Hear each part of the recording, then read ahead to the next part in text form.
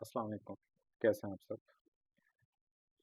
MDCAT शुजेम्बो नम्स एकीओ। नेक्स्ट चैप्टर है आज chemical equilibrium. To the point बात रखने की कोशिश करेंगे और एमसीक्यूज के लिहाज से बातें सीखेंगे इसमें, ठीक है। सबसे पहले सिलेबस में हमारे पास इरिवर्सिबल और रिवर्सिबल रिएक्शंस क्या होते हैं। तो जैसे कि मैंने बोला है टू द पॉइंट बात रखेंगे, तो इरिवर्सिबल रिएक्शंस एमसीक्यूज में लिखा हुआ होता है यूनी डायरेक्शनल रिएक्शंस, मतलब कि जो एक ही डायरेक्शन में मूव करें। They are irreversible. They attain static equilibrium. Reactant react करते हैं, रिएक्ट करके प्रोडक्ट में कन्वर्ट हो जाते हैं, रिएक्शन रुक जाता है और स्टैटिक इक्विलिब्रियम, स्टैटिक का मतलब at rest, static equilibrium attain होता है। ये दो पॉइंट्स हैं जो एमसीक्यूज में यूज हो रहे होते हैं, बाकी इधर उधर की बातें हैं उन्हें रहने दो। एग्जाम्पल्स, एग्जाम्पल्स पे आपने नज़र रखनी है कि जी कंबशन के जितने रिएक्शंस होते हैं वो इरिवर्सिबल रिएक्शंस होते हैं। अगर किसी चीज़ की आपने कंबशन करवा दी है, प्रोडक्ट बन गया है, तो अब बैकवर्ड नहीं आएगा। इसी तरीके से न्यूट्रलाइजेशन, स्ट्रॉन्ग एसिड और स्ट्रॉन्ग बेस की बात कर रहा हूँ, जो कंप्लीट न्यूट्रलाइजेशन होती है। न्यूट्रलाइजेशन के रिएक्शंस रिवर्सिबल रिएक्शंस हैं। इसी तरह क्रियन के रिएक्शन, स्पेशली आयरन को रस्ट, क्रियन लगना जिसे रस्टिंग बोलते हैं, ये इरिवर्सिबल रिएक्शंस होते हैं। उसके अलावा ऑर्गेनिक मैटर की डिकम्पोजिशन, डिकम्पोजिशन के रिएक्शंस इरिवर्सिबल होते हैं। तो ये कुछ एग्जांपल्स अगर आपको एमसीक्यूज में लिखी हुई दिखाई दे, कंबशन को कोई भी रिएक्शन लिखो, मीथेन की, इथेन की, प्रोपेन की, बेंजीन की, अल्कोहल की कंबशन लिखी हुई हो तो समझ जाना वो इरिवर्सिबल रिएक्शन होता है। न्यूट्रलाइजेशन में स्ट्रॉन्ग एसिड स्ट्रॉन्ग बेस का रिएक्शन इरिवर्सिबल होते हैं। कोरियन का जिसमें रस्टिंग का रिएक्शन आ गया इरिवर्सिबल है। डिकम्पोजिशन के reaction like calcium carbonate decompose हुआ, कैल्शियम कार्बोनेट डिकम्पोज हुआ और डिकम्पोज होकर कैल्शियम ऑक्साइड और कार्बन डाइऑक्साइड गैस प्रोड्यूस कर दी, इरिवर्सिबल रिएक्शन है। सिमिलरली H2O की फॉर्मेशन जो है, जिसमें हाइड्रोजन ऑक्सीजन से रिएक्ट करके वाटर प्रोड्यूस करता है, इरिवर्सिबल रिएक्शन के तौर पे बुक में मेंशन होता है। ये वाटर की फॉर्मेशन खास तौर पे याद रखें, जिन कंडीशंस पे ये फॉरवर्ड को जाती है उन सेम कंडीशन पे रिवर्स को नहीं आती।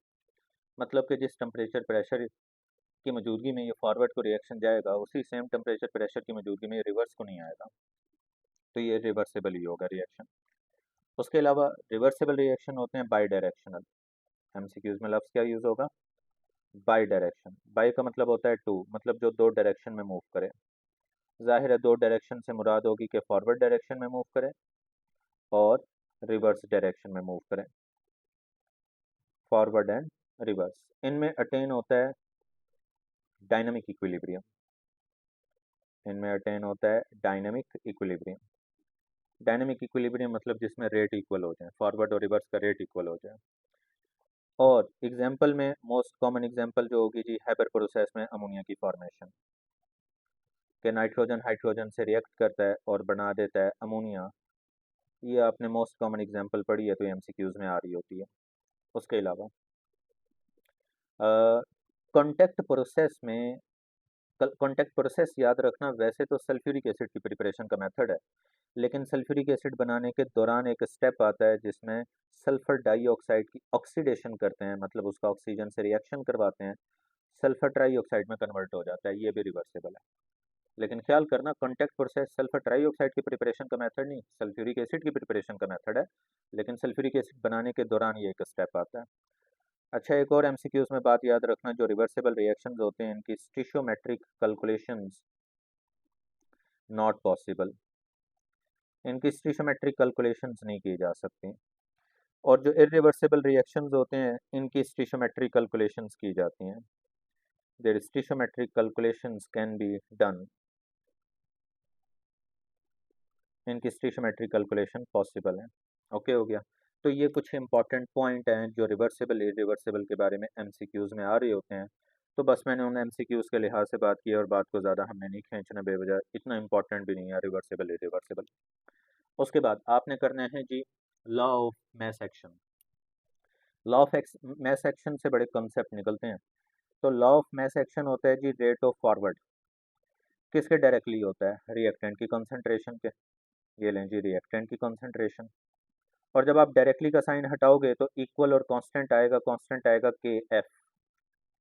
इस इक्वेशन को मैंने आप लोगों को इसलिए रिएक्शन काइनेटिक्स पहले पढ़ाया है ताकि आपको याद रहे कि इस इक्वेशन को बोलते हैं रेट इक्वेशन। मैं पढ़ा चुका हूँ रिएक्शन काइनेटिक्स। और इस कांस्टेंट को बोलते हैं rate constant of forward reaction. Rate constant of forward reaction. तो इसलिए आप लोग मुझसे पूछ रहे थे सर रिएक्शन काइनेटिक्स पहले क्यों पढ़ा रहे हैं? इसलिए पढ़ा रहा था क्योंकि उसके कॉन्सेप्ट इधर यूज होंगे।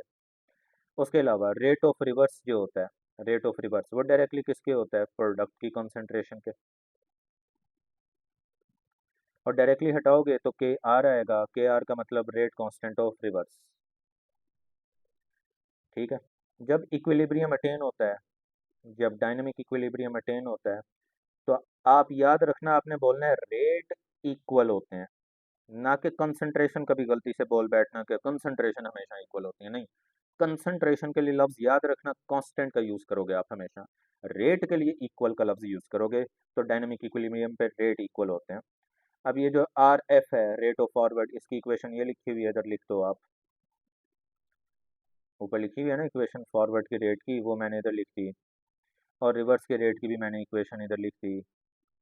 और अब कॉन्स्टेंट्स को एक साइड पे करें, रेट कांस्टेंट को, ये रिवर्स का मल्टीप्लाई और इधर ला के डिवाइड कर दें। और कंसंट्रेशन को एक साइड पे कर दें। ये लें जी कंसंट्रेशन एक साइड पे हो गई।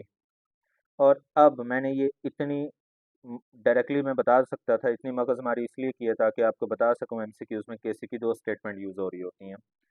केसी की पहली स्टेटमेंट होती है केसी इज अ रेशो। किसकी रेशो है? Rate constant of forward to the rate constant of reverse. पहली स्टेटमेंट एमसीक्यूज में केसी की। दूसरी स्टेटमेंट होती है KC is also a ratio of product of concentration of product to the product of concentration of reactant. ये दो statement हैं जो केसी की एमसीक्यूज में यूज हो रही होती हैं, इसलिए मैंने ये कंप्लीटली आपको लिख के बताया। अच्छा, उसके अलावा एक और भी। अच्छा, वैसे केसी का मतलब होता है इक्विलिब्रियम कांस्टेंट ऑफ कंसंट्रेशन। एक और भी कांस्टेंट आपके सिलेबस में एमडी कैट में, equilibrium constant of partial pressure. Equilibrium constant of partial pressure वो भी होता है rate constant of forward divided by rate constant of reverse. लेकिन अब सुनो,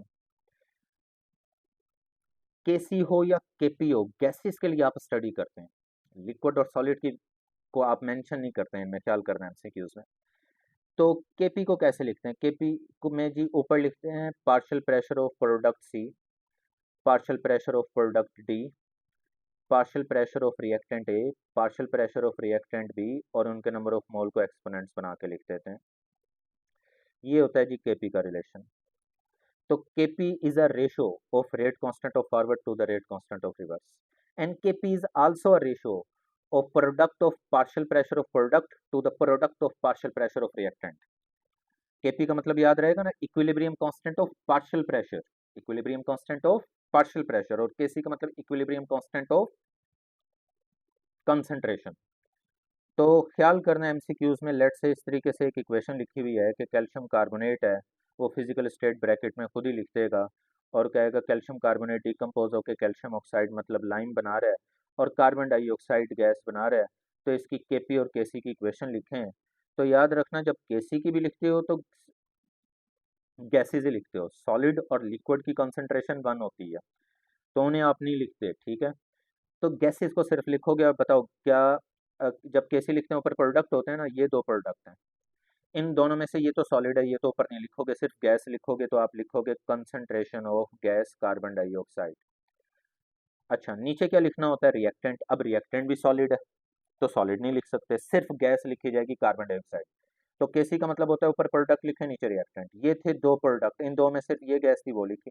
नीचे रिएक्टेंट लिखते हैं, रिएक्टेंट ये सॉलिड है नहीं लिखेंगे तो सिर्फ गैस लिखते हैं। इसी तरह जब के पी भी लिखते हैं ना तो सिर्फ गैस लिखते हैं।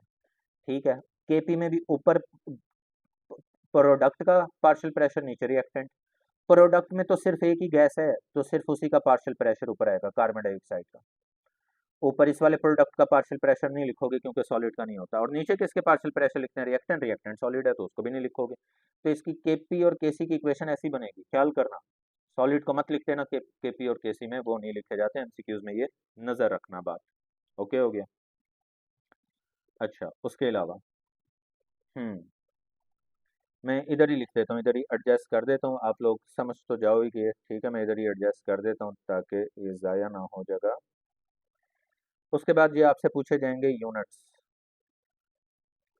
Units of KC. पहले केसी के यूनिट्स इस तरीके से याद रखना, डायरेक्ट फार्मूला एक यूज़ करेंगे, फिर एमसीक्यूज पे भी अप्लाई करता हूँ। केसी का जो यूनिट होगा, या तो वो लिखा होगा कंसंट्रेशन की पावर डेल्टा एन, या फिर लिखा हुआ होगा केसी का यूनिट मोल पर डीएम क्यूब की पावर डेल्टा एन, या फिर केसी का यूनिट एमसीक्यूज में लिखा हुआ होगा मोल पर लीटर की पावर डेल्टा एन। इन तीनों में से कोई एक चीज केसी के यूनिट के तौर पे यूज हो रही होगी एमसीक्यूज में। डेल्टा एन का मतलब हुआ करेगा number of mole of product minus number of mole of reactant. आप एमसीक्यूज में डायरेक्टली इस तरह सोचा करोगे, आप कहोगे कि अगर प्रोडक्ट के मोल किसी एमसीक्यूज में रिएक्टेंट के मोल के इक्वल लिखे हुए हैं, तो आपने कहना है कि डेल्टा एन होगा जीरो के इक्वल, क्योंकि अगर प्रोडक्ट रिएक्टेंट इक्वल हो तो कैंसिल हो जाएगा डेल्टा एन जीरो। अगर डेल्टा एन जीरो हो तो इधर डेल्टा एन जीरो लिखो, इधर लिखो, इधर लिखो, किसी चीज़ की पावर जीरो लो तो वन आता है और कोई यूनिट नहीं निकलेगा। तो याद रखना फिर केसी का कोई यूनिट नहीं होगा, केसी का कोई यूनिट नहीं होगा। ये डायरेक्टली तरीका होता है एमसीक्यूज की जो इक्वेशंस लिखी हुई होती हैं उनमें पहचानने का कि किसका यूनिट होगा किसका नहीं होगा। मैं लिख भी देता हूँ एग्जाम्पल के तौर पे, लेकिन उससे पहले देखो, लेकिन अगर प्रोडक्ट के mole not equal to reactant के मोल हो, मतलब delta N is not equal to zero हो, तो याद रखना केसी के यूनिट निकलेंगे, KC will have units. For example वो आपसे कहते हैं ये रहा जी, नाइट्रोजन रिएक्ट कर रहा है हाइड्रोजन से और बना रहा है अमोनिया। और क्या बना रहा है? अमोनिया। ये लेट से एमसीक्यूज ही आ रहा है आपके पास। मैं पूरी स्टेटमेंट लिखने की बजाय बस बात समझा देता हूँ आपको कि ये रिएक्शन है, वो कहेगा बताओ इस रिएक्शन का केसी का यूनिट क्या होगा। आप क्या करोगे, आप देखोगे जी लिखा हुआ दिख रहा है रिएक्टेंट के मोल हैं 4, एक नाइट्रोजन 3 हाइड्रोजन 4, और प्रोडक्ट के मोल हैं जी 2। तो आप साइड पे क्या करोगे जी, आप साइड पे कहोगे जी हम निकाल लेते हैं डेल्टा एन।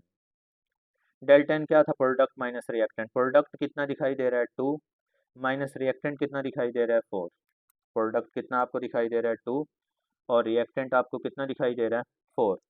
तो आंसर कितना आ जाएगा जी? -2।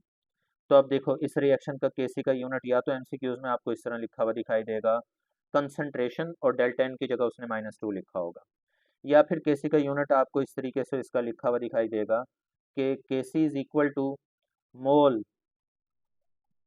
पर डीएम क्यूब की पावर -2, डेल्टा एन की जगह -2, ये -2 अंदर वो मल्टीप्लाई भी कर देगा, सिंप्लीफाई भी कर देगा वो, कि मोल के ऊपर भी -2 और डीएम क्यूब के ऊपर जो -3 है वो -2 से मल्टीप्लाई होकर +6 हो जाएगा। ये लेंगे केसी का यूनिट पता लग गया आपको, ठीक है। इसी तरह आप केसी का इधर भी आप डेल्टा एन की जगह -2 लिख के इसको भी कन्वर्ट करके लिख सकते हो, ठीक है। तो इस तरीके से एमसीक्यूज में यूनिट्स लिखे हुए आपको दिखाई दे रहे होंगे, आपने नज़र रखनी होगी और सही यूनिट पता लगाना होगा, पता लग जाएगा ना। ठीक है, स्क्रीनशॉट ले लो, अगला पेज करो मैं। बल्कि अगला पेज करने से पहले एक मिनट यूनिट्स ऑफ केपी का भी मैं जिक्र कर ही दूँ। केपी का यूनिट याद रखिएगा होता है जी एटीएम की पावर डेल्टा एन। एटीएम मतलब एटमॉस्फेरिक, बैंक वाला एटीएम नहीं, डेल्टा एन। ओके हो गया। तो ये जो रिएक्शन मैंने लिखा हुआ है इसमें सारी गैसेस होती हैं, नाइट्रोजन भी, हाइड्रोजन भी और अमोनिया भी। ये गैसेस के लिए एप्लीकेबल होगा, याद रखना, ठीक है, गैसेस के लिए। सॉलिड लिक्विड में मत शुरू हो जाना, केपी पार्शियल प्रेशर है ये। तो बताओ इधर डेल्टा एन मैंने क्या निकाला हुआ है? डेल्टा एन इस रिएक्शन का मैंने क्या निकाला है? -2। तो आप इसके ऊपर सिंपली क्या लिख देना, आप इसके ऊपर सिंपली -2 लिख देना। ये लो, इसी अमोनिया वाले रिएक्शन का केपी का यूनिट आ गया एटीएम की पावर -2, और केसी का यूनिट ये था इधर लिखा हुआ। ओके हो गया। अब स्क्रीनशॉट ले लो ताकि हम आगे चलें।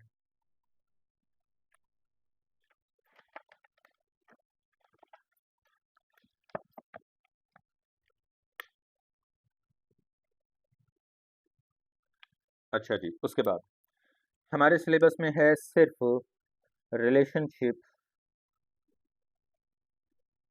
रिलेशनशिप बिटवीन के सी एंड के पी। इसके रिलेशनशिप गौर से सुनना और देखना एमसीक्यूज कौन से आते हैं। पहले तो रिलेशनशिप का फार्मूला आपके जहन में होना चाहिए। आपने याद रखना है कि सर ने बताया था के पी इज इक्वल टू होता है के सी आर टी की पावर डेल्टा एम। फिर याद रखना जी, सर ने कहा था कि अगर प्रोडक्ट के मोल इक्वल टू हो रिएक्टेंट के मोल के, मतलब के delta N is equal to zero चल रहा हो, तो आपने डेल्टा एन की जगह इधर ज़ीरो पुट कर देना है। और अगर ज़ीरो पुट कर दो तो आर टी की पावर ज़ीरो क्या होगा, वन, और वन मल्टीप्लाई के सी क्या हो जाएगा, के सी। तो के पी इज इक्वल टू क्या आ जाएगा, के सी के। इसे आप कहना केस नंबर वन। ये केस नंबर वन एमसीक्यूज में आपसे पूछा जाएगा। अगर प्रोडक्ट रिएक्टेंट के मोल इक्वल हो तो केपी केसी के इक्वल होता है। आर का मतलब आइडियल गैस कांस्टेंट, टी का मतलब टेम्परेचर होता है। केस टू भी एमसीक्यूज में लिखा हुआ आएगा। केस टू यूं होगा जी, अगर प्रोडक्ट के मोल ग्रेटर देन है रिएक्टेंट के मोल से, मतलब कि डेल्टा एन ग्रेटर देन है ज़ीरो, तो याद रखना केपी की वैल्यू ग्रेटर देन होती है के सी से। ऐसे यूं याद रखना कि सर ने हिंट के तौर पे बोला था कि इधर अगर P लिखा हो तो इधर भी पहले P लिखा हुआ होगा, और फिर इधर ग्रेटर का सिंबल हो, इधर भी ग्रेटर। इस P का मतलब तो प्रोडक्ट के मोल है, इस P का मतलब पार्शियल प्रेशर है। इन दो P को सेम मत समझ लेना।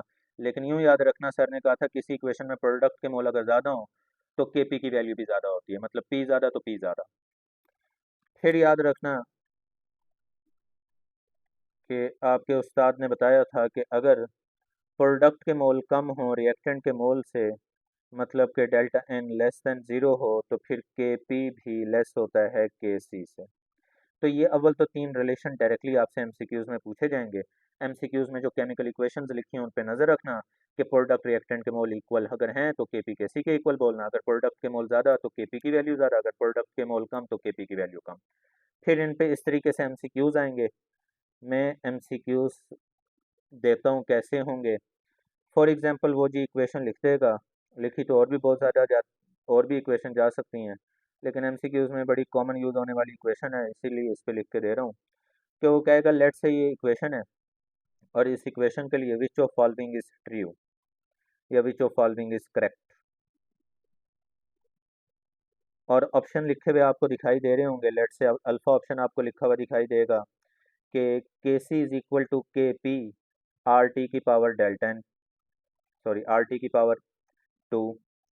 फिर आपको ऑप्शन लिखा हुआ दिखाई देगा कि के P is equal to K C multiply one divided by R T का स्क्वायर। फिर आपको एमसीक्यूज का ऑप्शन लिखा हुआ दिखेगा कि के P is equal to K C R T की पावर माइनस टू, और डेल्टा में लेट से ऑल ऑफ दीज लिखा हुआ दिखेगा। तो कहेगा कौन सा ट्रू है।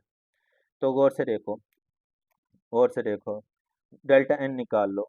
कैसे निकालोगे, प्रोडक्ट के मोल को माइनस कर दो रिएक्टेंट के मोल से। प्रोडक्ट के मोल आपको टू दिखाई दे रहे हैं, रिएक्टेंट के मोल वन इधर है, थ्री इधर है, फोर हो गए, रिएक्टेंट के मोल फोर हैं। ये लो जी, क्या आ गया, डेल्टा एन माइनस टू। अब इस डेल्टा एन की जगह माइनस टू लिखो। तो जब माइनस टू लिखोगे चार्ली ऑप्शन बनता हुआ दिखाई देगा, के P is equal to K C R T की पावर डेल्टा एन की जगह माइनस टू। माइनस टू को नीचे लेके आओ तो वो प्लस टू बन जाएगा और बीटा ऑप्शन बन जाएगा। और फिर आर टी का स्केयर जो नीचे डिवाइड हो रहा है उधर जाके के पी से मल्टीप्लाई कर दो, तो फिर के C is equal to K P R T का स्केयर बन जाएगा। तो देख रहे हो कि जब माइनस टू इधर पुट किया तो पहले चार्ली बना है, चार्ली को रीअरेंज किया बीटा बना है, बीटा को रीअरेंज किया अल्फा बना है। तो ये सारे सही लिखे हुए हैं।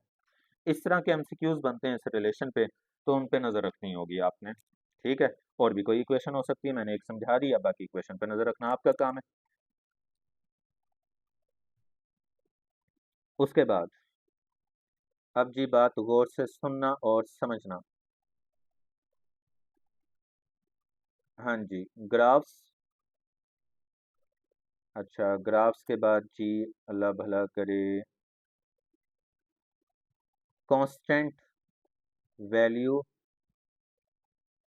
Of product and reactant. जो बात समझा रहा हूँ इंपॉर्टेंट है, गौर से समझना। एमसीक्यूज आ चुका है प्रीवियस एमडी कैट के सिलेबस में, इसलिए समझा रहा हूँ ज़ाहिर है। और केसी। तो सुने जी, फिर प्रीवियस एमसीक्यूज उठा के देखें एमडी कैट के। तो उसने कहा था कि बताएं इनमें से कौन सा ग्राफ है, मैं तीन ग्राफ बनाने लगा हूं। उसने कहा था बताएं कौन सा ग्राफ है जो डायनेमिक इक्विलिब्रियम को रिप्रेजेंट कर रहा है। एक, दो,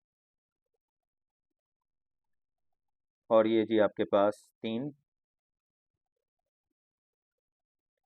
ये जी आपके पास तीन। और अब मेरी बातें गौर से सुनना और जल्दबाजी जल्दबाजी मत करना, क्योंकि ये इम्पोर्टेंट बात है।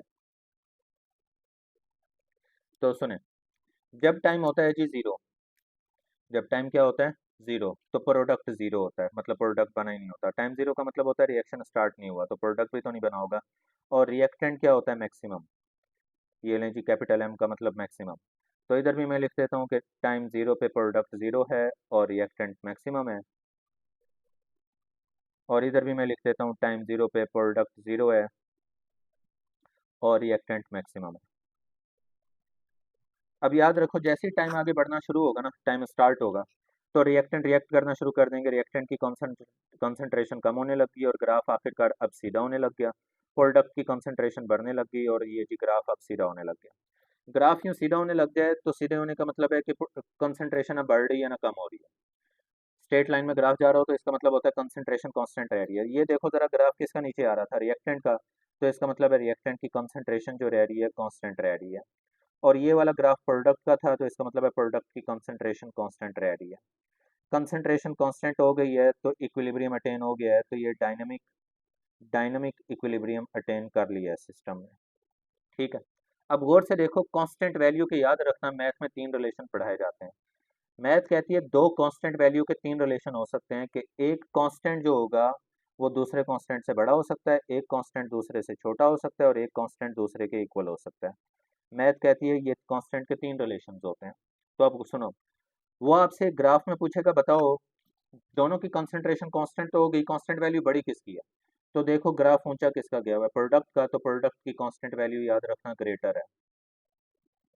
ग्राफ नीचे किसका हुआ है रिएक्टेंट का, तो रिएक्टेंट की कांस्टेंट वैल्यू जो है वो स्मॉलर है। और जब आप केसी निकालते हो तो केसी में ऊपर क्या लिख रहे होते हो प्रोडक्ट, और डिवाइडेड बाय नीचे क्या लिख रहे होते हो रिएक्टेंट। अब अगर प्रोडक्ट की कांस्टेंट वैल्यू ग्रेटर है तो इधर प्रोडक्ट की कांस्टेंट वैल्यू बड़ी लिखोगे, नोमिनेटर में बड़ी वैल्यू होगी। अगर नोमिनेटर में बड़ी वैल्यू होगी तो केसी का आंसर भी क्या आएगा, ग्रेटर देन वन आएगा। तो ये ग्राफ रिप्रेजेंट करता है प्रोडक्ट की कांस्टेंट वैल्यू बड़ी और केसी का answer greater than one. Okay. फिर एक और ग्राफ है, टाइम स्टार्ट हो गया जी, टाइम स्टार्ट हुआ, रिएक्टेंट की कंसंट्रेशन कम होने लग गई, आखिरकार ग्राफ सीधा हो गया। प्रोडक्ट की कंसंट्रेशन बढ़ने लग गई, आखिरकार ग्राफ सीधा हो गया। ग्राफ सीधा होने का मतलब है ये वाला ग्राफ किसका आ रहा था, रिएक्टेंट का, तो इसका मतलब है रिएक्टेंट की कंसंट्रेशन क्या हो चुकी है, कांस्टेंट। और ये प्रोडक्ट का ग्राफ आ रहा था, तो इट मींस प्रोडक्ट की कंसंट्रेशन भी क्या हो चुकी है, कांस्टेंट। और ग्राफ बिल्कुल सीधे हैं, कंसंट्रेशन अगर कांस्टेंट हो चुकी हैं तो इक्विलिब्रियम अटेन हो चुका है। डायनेमिक इक्विलिब्रियम इस ग्राफ में भी अटेन हुआ है, लेकिन इस ग्राफ में नीचे ग्राफ किसका चल रहा है, प्रोडक्ट का, तो इसका मतलब है प्रोडक्ट की कांस्टेंट वैल्यू स्मॉलर दिख रही है। ऊंचा ग्राफ किसका चल रहा है, रिएक्टेंट का, तो रिएक्टेंट की कांस्टेंट वैल्यू ग्रेटर है। अब चूंकि इस ग्राफ में प्रोडक्ट की कांस्टेंट वैल्यू छोटी है, अगर प्रोडक्ट की कांस्टेंट वैल्यू छोटी है तो इसका मतलब है केसी का आंसर लेस देन वन निकलेगा। और लास्ट ग्राफ होता है कि ये जी रिएक्टेंट कम होने लग गए, टाइम शुरू हो गया, प्रोडक्ट ये जी बढ़ने लग गए, और जी स्ट्रेट लाइन में ग्राफ कन्वर्ट हो गया। स्ट्रेट लाइन में कन्वर्ट होने का मतलब है कि सिस्टम डायनेमिक इक्विलिब्रियम अटेन कर चुका है और रिएक्टेंट की और प्रोडक्ट की कांस्टेंट वैल्यू कांस्टेंट हो चुके हैं। रिएक्टेंट और प्रोडक्ट की वैल्यू क्या हो चुकी हैं, कांस्टेंट हो चुकी हैं। लेकिन इंपॉर्टेंट बात यह है कि इधर रिएक्टेंट और प्रोडक्ट की जो कांस्टेंट वैल्यूज हैं वो एक दूसरे के इक्वल हैं। जितनी कांस्टेंट वैल्यू रिएक्टेंट की उतनी कांस्टेंट वैल्यू प्रोडक्ट की है। लेट्स से रिएक्टेंट की भी कांस्टेंट वैल्यू बार बार two two two two two आ रही है, प्रोडक्ट की भी कांस्टेंट वैल्यू बार बार टू टू टू टू आ रही है, तो कांस्टेंट वैल्यूज चल रही हैं। तो फिर प्रोडक्ट की रिएक्टेंट की वैल्यूज अगर इक्वल हैं तो कैंसिल करोगे और केसी का आंसर किसके इक्वल आ जाएगा, वन के। एमसीक्यूज में बताता हूँ क्या आया था प्रीवियस पेपर में। उसने कहा था which of the following graph represent dynamic equilibrium, ये अल्फा ऑप्शन था, ये बीटा, ये चार्ली और डेल्टा था, ऑल ऑफ दिस। आपने कहना था सही ऑल ऑफ दिस, ये सारे जी ये तीनों ही ग्राफ डायनेमिक इक्विलिब्रियम को रिप्रेजेंट करते हैं।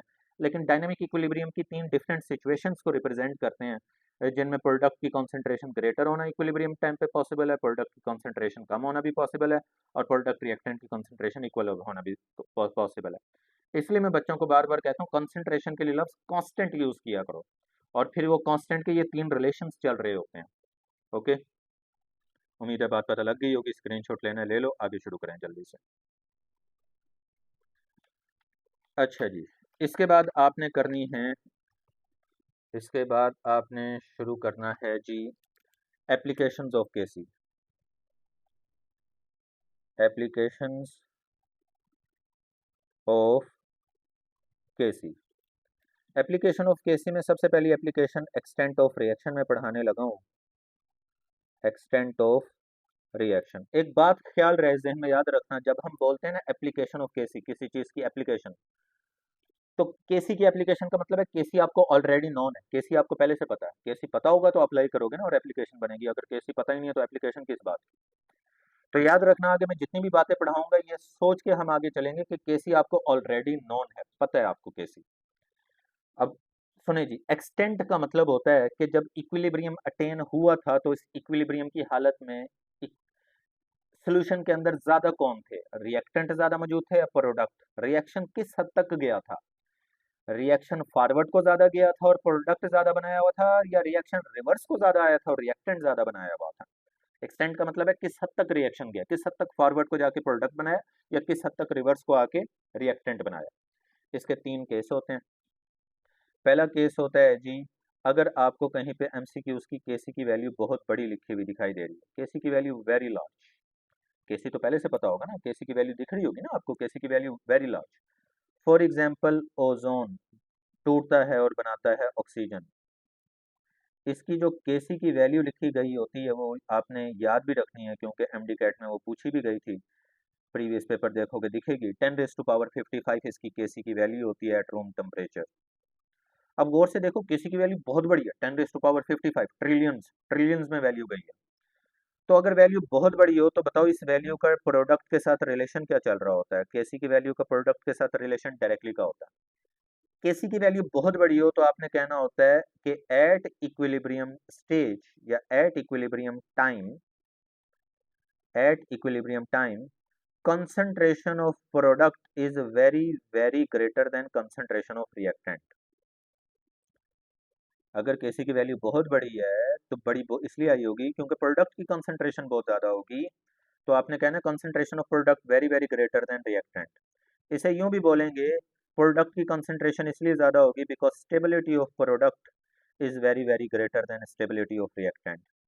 और इसे यूं भी बोलेंगे कि प्रोडक्ट चूंकि इतना ज्यादा बने, प्रोडक्ट की कंसंट्रेशन बहुत ज्यादा है, तो रिएक्शन ऑलमोस्ट कंप्लीशन की तरफ गया और फॉरवर्ड रिएक्शन बहुत ज्यादा गया, रिवर्स में बहुत कम आया, फॉरवर्ड बहुत ज्यादा गया, प्रोडक्ट बहुत ज्यादा बने, ऑलमोस्ट कंप्लीशन की तरफ गया।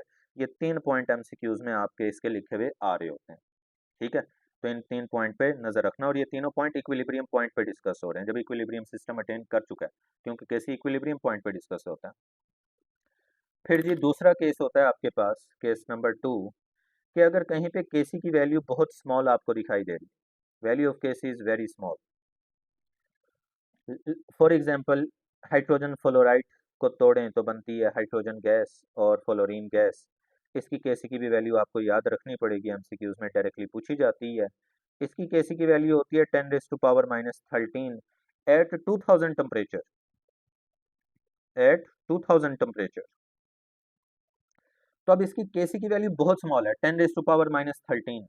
अब हम ऐसे ज़हीन लोग हैं, मैं क्लास में बच्चों से पूछता हूँ ये जो वैल्यू है 10⁻⁻13 ग्रेटर देन जीरो या लेस देन जीरो, बच्चे फौरन कहते हैं लेस देन जीरो, हालांकि ये लेस देन जीरो नहीं, ग्रेटर देन जीरो। 10⁻⁻13 का मतलब है 0.12 डाल के 1, 0.12 डाल के 1, ये वैल्यू है हकीकत में।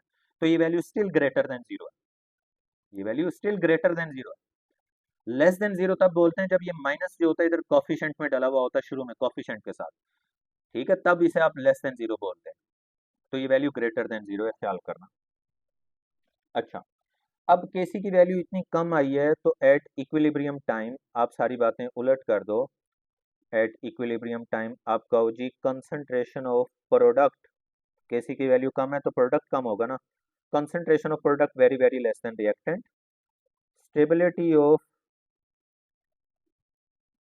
Product is very less than reactant, और रिएक्शन जो है वो सारा का सारा रिवर्स में ही रहे, ऑलमोस्ट रिएक्शन इनकम्प्लीट रहे, फॉरवर्ड को तो ना होने के बराबर गया है, फॉरवर्ड को जाता तो प्रोडक्ट ज्यादा ना बन जाता और केसी की वैल्यू ज्यादा ना हो जाती। तो रिएक्शन ऑलमोस्ट सारा का सारा इनकम्प्लीट ही रहा है। और लास्ट केस होता है कि अगर केसी की वैल्यू कहीं पे मॉडरेट लिखी हुई दिखाई दे, ना हम बहुत बड़ी हो, बड़ी से मुराद 10 की पावर पॉजिटिव में भी ना गई हुई हो, ना बहुत छोटी हो मतलब 10 की पावर नेगेटिव में भी ना आई हुई हो, ना बहुत बड़ी ना बहुत छोटी। For example acetic acid, organic chemistry पढ़ चुके होगे, एसिटिक एसिड रिएक्ट करता है इथाइल अल्कोहल से और ये स्टेरिफिकेशन का रिएक्शन होता है, एस्टर बनता है जी, इथाइल एसीटेट और वाटर बनता है। अब इसकी जो केसी की वैल्यू होती है वो होती है 4 एट रूम टेम्परेचर, 4 जस्ट, ना 10 की पावर पॉजिटिव में गई ना 10 की पावर नेगेटिव में। तो याद रखना कि जब इक्विलिब्रियम अटेन हुआ होगा, एट इक्विलिब्रियम टाइम बात हो रही होगी ये सारी की सारी, तो आपने कहना है जी concentration of product is approximate equal to concentration of reactant, और stability of product is approximate equal to reactant, और रिएक्शन जितना फॉरवर्ड हो गया ऑलमोस्ट उतना ही रिवर्स को भी आया है। ये बातें आपने बोलनी है इसके बारे में। और याद रखना ये जो मैंने केसी का पहला केस पढ़ा है इसका ग्राफ मैंने पीछे बना दिया, केस पहला जो ग्राफ बनाया था वो इसी केस का है, पीछे जो बनाया अभी दूसरा ग्राफ जो बनाया वो इस दूसरे केस का है। मैं इनके पीछे ग्राफ पढ़ा चुका हूँ, भी पढ़ा है मैंने इन केसेस के ग्राफ आपको, तो ग्राफ पे नज़र रखिएगा कि सर ने के वो ग्राफ जो है इन्हीं के पढ़ाए हैं, भूल मत जाइएगा। और उसके बाद सेकंड एप्लीकेशन होती है जी direction of reaction, direction of reaction कि केसी की वैल्यू के जरिए आप डायरेक्शन ऑफ रिएक्शन प्रिडिक्ट कर सकते हो। ख्याल रहे मैंने आपको केसी जो पढ़ाया है प्रोडक्ट और रिएक्टेंट की रेशियो वो मैंने पढ़ाई है at equilibrium time, product reactant की रेशियो किस टाइम पे, इक्विलिब्रियम पे। फिर एक होता है QC, coefficient of concentration, QC का मतलब क्या होता है, कोएफिशिएंट ऑफ कंसंट्रेशन, वो होता है एट एनी पर्टिकुलर टाइम, या एट एनी टाइम या एट एनी पर्टिकुलर टाइम। अब गौर से मेरी बात सुनना और समझना, आप एक रिएक्शन करवा रहे हो जिसकी केसी की वैल्यू आपको पहले से पता है, बुक में लिखी हुई है, आपको पहले से केसी की वैल्यू पता है। वही रिएक्शन आप लैब में करवाने गए और लैब में जब आपने रिएक्शन करवाया तो किसी भी पर्टिकुलर टाइम पे आपने रिएक्शन मिक्सचर के अंदर से प्रोडक्ट और रिएक्टेंट निकाले और इधर लिखे और केसी का आंसर निकाला, और आपने जो केसी का आंसर निकाला वो आया हुआ था 8, और उसी रिएक्शन की जो बुक में केसी की वैल्यू लिखी हुई थी वो थी 10। आपने जो क्यूसी का आंसर निकाला 8, उसी रिएक्शन की जो केसी की वैल्यू लिखी हुई थी बुक में लिखी हुई थी लेट्स से 10, तो इट मीन्स आपका क्यूसी का आंसर लेस देन आया है केसी से। अब पहला एमसीक्यू सुनो, बताओ क्यूसी अगर लेस देन केसी आ गया तो क्या इक्विलिब्रियम आया हुआ सिस्टम में, नहीं आया हुआ, जाहिर है नहीं आया हुआ, वरना ये दोनों इक्वल ना होते, क्यूसी केसी इक्वल ना होते अगर इक्विलिब्रियम में आया होता, इक्विलिब्रियम तो नहीं आया। तो एग्जामिनर आपसे पूछेगा इक्विलिब्रियम आएगा कब, आप कहोगे इक्विलिब्रियम तब आएगा जब क्यूसी जो है केसी के बराबर हो जाए। अब क्यूसी केसी के बराबर कब होगा, क्यूसी को बढ़ना चाहिए, 8 से बढ़ना चाहिए। क्यूसी कब बढ़ेगा, जब प्रोडक्ट बढ़े। प्रोडक्ट कब बढ़ेंगे, जब डायरेक्शन ऑफ रिएक्शन क्या हो जाए, फॉरवर्ड हो जाए। तो होगा ये कि अगर डायरेक्शन हो जाए फॉरवर्ड तो क्या बढ़ेंगे, प्रोडक्ट, प्रोडक्ट बढ़े तो क्यूसी की वैल्यू बढ़ेगी, क्यूसी की वैल्यू बढ़ते बढ़ते किसके बराबर पहुंचेगी, केसी के बराबर, और सिस्टम इक्विलिब्रियम अटेन कर लेगा। तो it means equilibrium can be attain bye forward direction, equilibrium can be attain bye, मैं दोबारा रिपीट कर देता हूँ, आपकी क्यूसी की वैल्यू कम है, केसी बड़ा है, तो इक्विलिब्रियम तो नहीं है। अब मैं पूछ रहा हूँ कि इक्विलिब्रियम आएगा कब, आप कहेंगे सर जी जब फॉरवर्ड डायरेक्शन हो जाए, प्रोडक्ट बढ़े, क्यूसी की वैल्यू भी बढ़े, बढ़ते बढ़ते केसी के बराबर पहुंचे तो सिस्टम में इक्विलिब्रियम आएगा। तो इसका मतलब है इक्विलिब्रियम फॉरवर्ड के थ्रू अटेन हो सकता है। और लेट से आपकी क्यूसी की वैल्यू ग्रेटर देन आई होती केसी से, लेट से आपकी वैल्यू आई हुई होती, लेट से आपकी वैल्यू आई हुई होती जी 15, तो आप कहते सर जी वैल्यू आई है 15, होना ये चाहिए कि डायरेक्शन ऑफ रिएक्शन को हो जाना चाहिए रिवर्स, डायरेक्शन ऑफ रिएक्शन अगर रिवर्स होगी तो प्रोडक्ट होना शुरू हो जाएगा कम, अगर प्रोडक्ट कम होगा तो क्यूसी की वैल्यू भी कम होगी, कम होते होते किसके बराबर पहुंचेगी, केसी के वैल्यू के बराबर, और केसी की वैल्यू के बराबर पहुंचेगी तो इक्विलिब्रियम अटेन हो जाएगा। ये मैट्रिक से पढ़ते आते हो कि equilibrium can be attain bye forward direction and also by reverse direction. Characteristic of dynamic equilibrium में पढ़ते हो ना कि इक्विलिब्रियम फॉरवर्ड रिवर्स दोनों के थ्रू अटेन होता है। और अगर बाय चांस आपने जो क्यूसी की वैल्यू निकाली थी वो केसी की वैल्यू के बराबर ही निकल आई है तो समझ जाना system already in equilibrium, reaction पहले से ही किस हालत में, इक्विलिब्रियम, ना उसे फॉरवर्ड जाने की जरूरत है ना रिवर्स। तो ये 3 केसेस एमसीक्यूज में पूछे जाएंगे। एक और बात याद रखना, एमसीक्यूज जब आप कर रहे होगे हो सकता है वो इधर क्यूसी की जगह, इस क्यूसी की जगह वो प्रोडक्ट ओवर रिएक्टेंट ही लिखते हैं, वो लिखते हैं प्रोडक्ट ओवर रिएक्टेंट, वो क्या product over reactant less than KC, तब भी आप कहना डायरेक्शन फॉरवर्ड। इधर भी क्यूसी की जगह हो सकता है वो लिखते हैं प्रोडक्ट ओवर रिएक्टेंट, वो क्या product of reactant greater than KC, आप कहना रिवर्स। और अगर वो कहते हैं product of reactant is equal to KC, तो आप कहना सिस्टम इक्विलिब्रियम में। क्योंकि मसला ये है कि सारी बुक्स में ये क्यूसी वाली टर्म यूज नहीं हुई, इसलिए फिर वो एग्जामिनर ना क्यूसी की बजाय इधर क्यूसी किसके इक्वल होता है, product over reactant at any time, तो वो इधर प्रोडक्ट ओवर रिएक्टेंट ही लिख देता है। तो हो सकता है इसके क्यूसी की जगह लिखा हुआ हो, तो फिर ख्याल करना। अब तीसरी एप्लीकेशन पढ़ने से पहले आपको पता होना चाहिए ली चैटर्लीज प्रिंसिपल। मैं सारा नहीं लिखने लगा, टाइम ज़ाया होगा एम बेवजह। ली चैटर्लीज प्रिंसिपल में वैसे बोल देता हूँ कि एक सिस्टम है इक्विलिब्रियम में, एक सिस्टम किस हालत में, और उसका इक्विलिब्रियम आपने डिस्टर्ब करवा दिया कंडीशन चेंज करके। कंडीशन कौन कौन सी चेंज कर सकते हो, pressure, volume, temperature, concentration, catalyst, equilibrium disturb हो गया। अब सिस्टम कोशिश करेगा कि वो जो आपने डिस्टरबेंस करवाई है ना कंडीशन चेंज करवा के, उस डिस्टरबेंस को न्यूट्रलाइज करे और दोबारा से इक्विलिब्रियम में खुद को लेके आए। अब वो दोबारा से खुद को इक्विलिब्रियम में लाने के लिए अपनी चेंज क्या करता है, पोजीशन। वो पोजीशन ऑफ इक्विलिब्रियम या तो राइट को शिफ्ट करता है मतलब प्रोडक्ट की तरफ, या पोजीशन ऑफ इक्विलिब्रियम लेफ्ट को शिफ्ट करता है मतलब रिएक्टेंट की तरफ। वो कोशिश करता है अपनी पोजीशन को चेंज करे राइट और लेफ्ट, और जो आपने डिस्टरबेंस करवाई है उस डिस्टरबेंस को न्यूट्रलाइज करके खुद को इक्विलिब्रियम में दोबारा लेके आए। और जब ये कोशिश कर रहा होता है तो याद रखें वो अपनी केसी की वैल्यू को कांस्टेंट रखता है। केसी की वैल्यू सिर्फ एक ही चीज चेंज करवा सकती है और वो है टेम्परेचर। मुझे बल्कि पीछे लिख देना चाहिए था, इधर मुझे लिख भी देना चाहिए था कि ये जो होता है ना केपी और केसी, याद रखना ये दोनों चीज़ें ओनली टेम्परेचर पे डिपेंड करती हैं। टेम्परेचर इनकी वैल्यू चेंज करवा सकता है, टेम्परेचर के अलावा और कोई चीज़ इनकी वैल्यू चेंज नहीं कर सकती। याद रहेगा, ठीक है, ख्याल करना, ये मिस हो गई थी बात। अच्छा, ली चार्टलियस प्रिंसिपल जब हम लिख लेते हैं ना, तो ली चार्टलियस प्रिंसिपल के बाद ये थर्ड एप्लीकेशन शुरू होती है कि effect of change of conditions,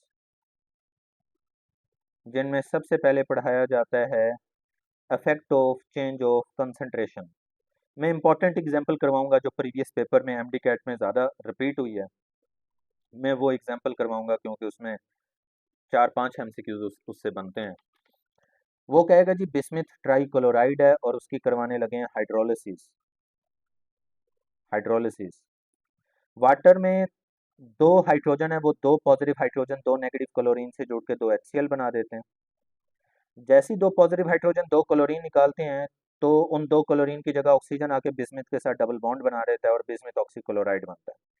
इस बिस्मिथ ऑक्सीक्लोराइड का एमसीक्यूज आया था जी, आर्टिफिशियल मिल्क का फार्मूला बता दें, तो यही आर्टिफिशियल मिल्क का फार्मूला होता है, बिस्मिथ ऑक्सीक्लोराइड को ही आर्टिफिशियल मिल्क बोलते हैं। फिर ये पूरा है इक्विलिब्रियम मिक्सचर। दो टर्म यूज होती हैं, रिएक्शन मिक्सचर, इक्विलिब्रियम मिक्सचर। ये इस वक्त इक्विलिब्रियम मिक्सचर है क्योंकि इक्विलिब्रियम एस्टेब्लिश हो चुका होगा। इस इक्विलिब्रियम मिक्सचर का कलर जो होता है वो क्लाउडी होता है।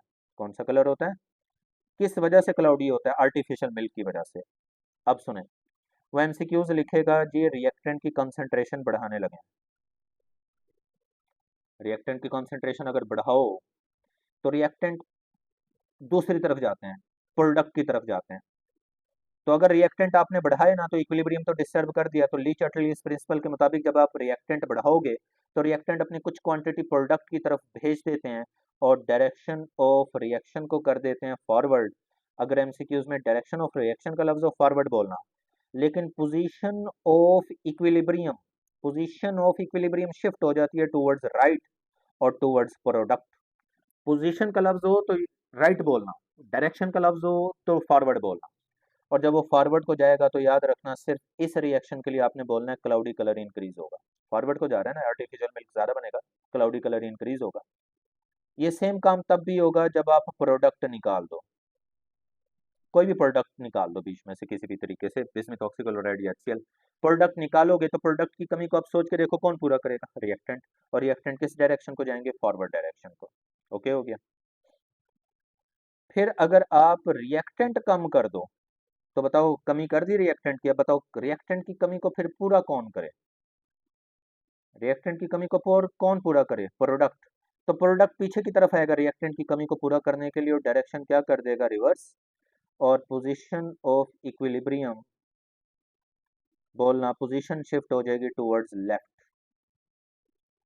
और यह सेम काम तब भी होगा जब प्रोडक्ट की कंसंट्रेशन बढ़ाओगे। प्रोडक्ट बढ़ा दो तो प्रोडक्ट अपनी कुछ क्वांटिटी रिएक्टेंट की तरफ भेजेंगे कि हम बढ़ गए, हम थोड़ी क्वांटिटी रिएक्टेंट की तरफ भेज रहे हैं, डायरेक्शन रिवर्स हो जाएगी। और क्लाउडी कलर सिर्फ इस रिएक्शन के लिए बोलना, क्लाउडी कलर क्या होगा, डिक्रीज, क्योंकि रिवर्स हो रहा है, क्लाउडी कम हो जाएगा। आर्टिफिशियल मिल्क किस तरफ आएगा ना, रिएक्टेंट की तरफ। ओके हो गया। ये है जी effect of change of concentration, effect of change of concentration. Screenshot ले लो, अगला इफेक्ट मैं शुरू करूं। अच्छा जी, अगला इफेक्ट जो है हमारे पास, सेकंड इफेक्ट है।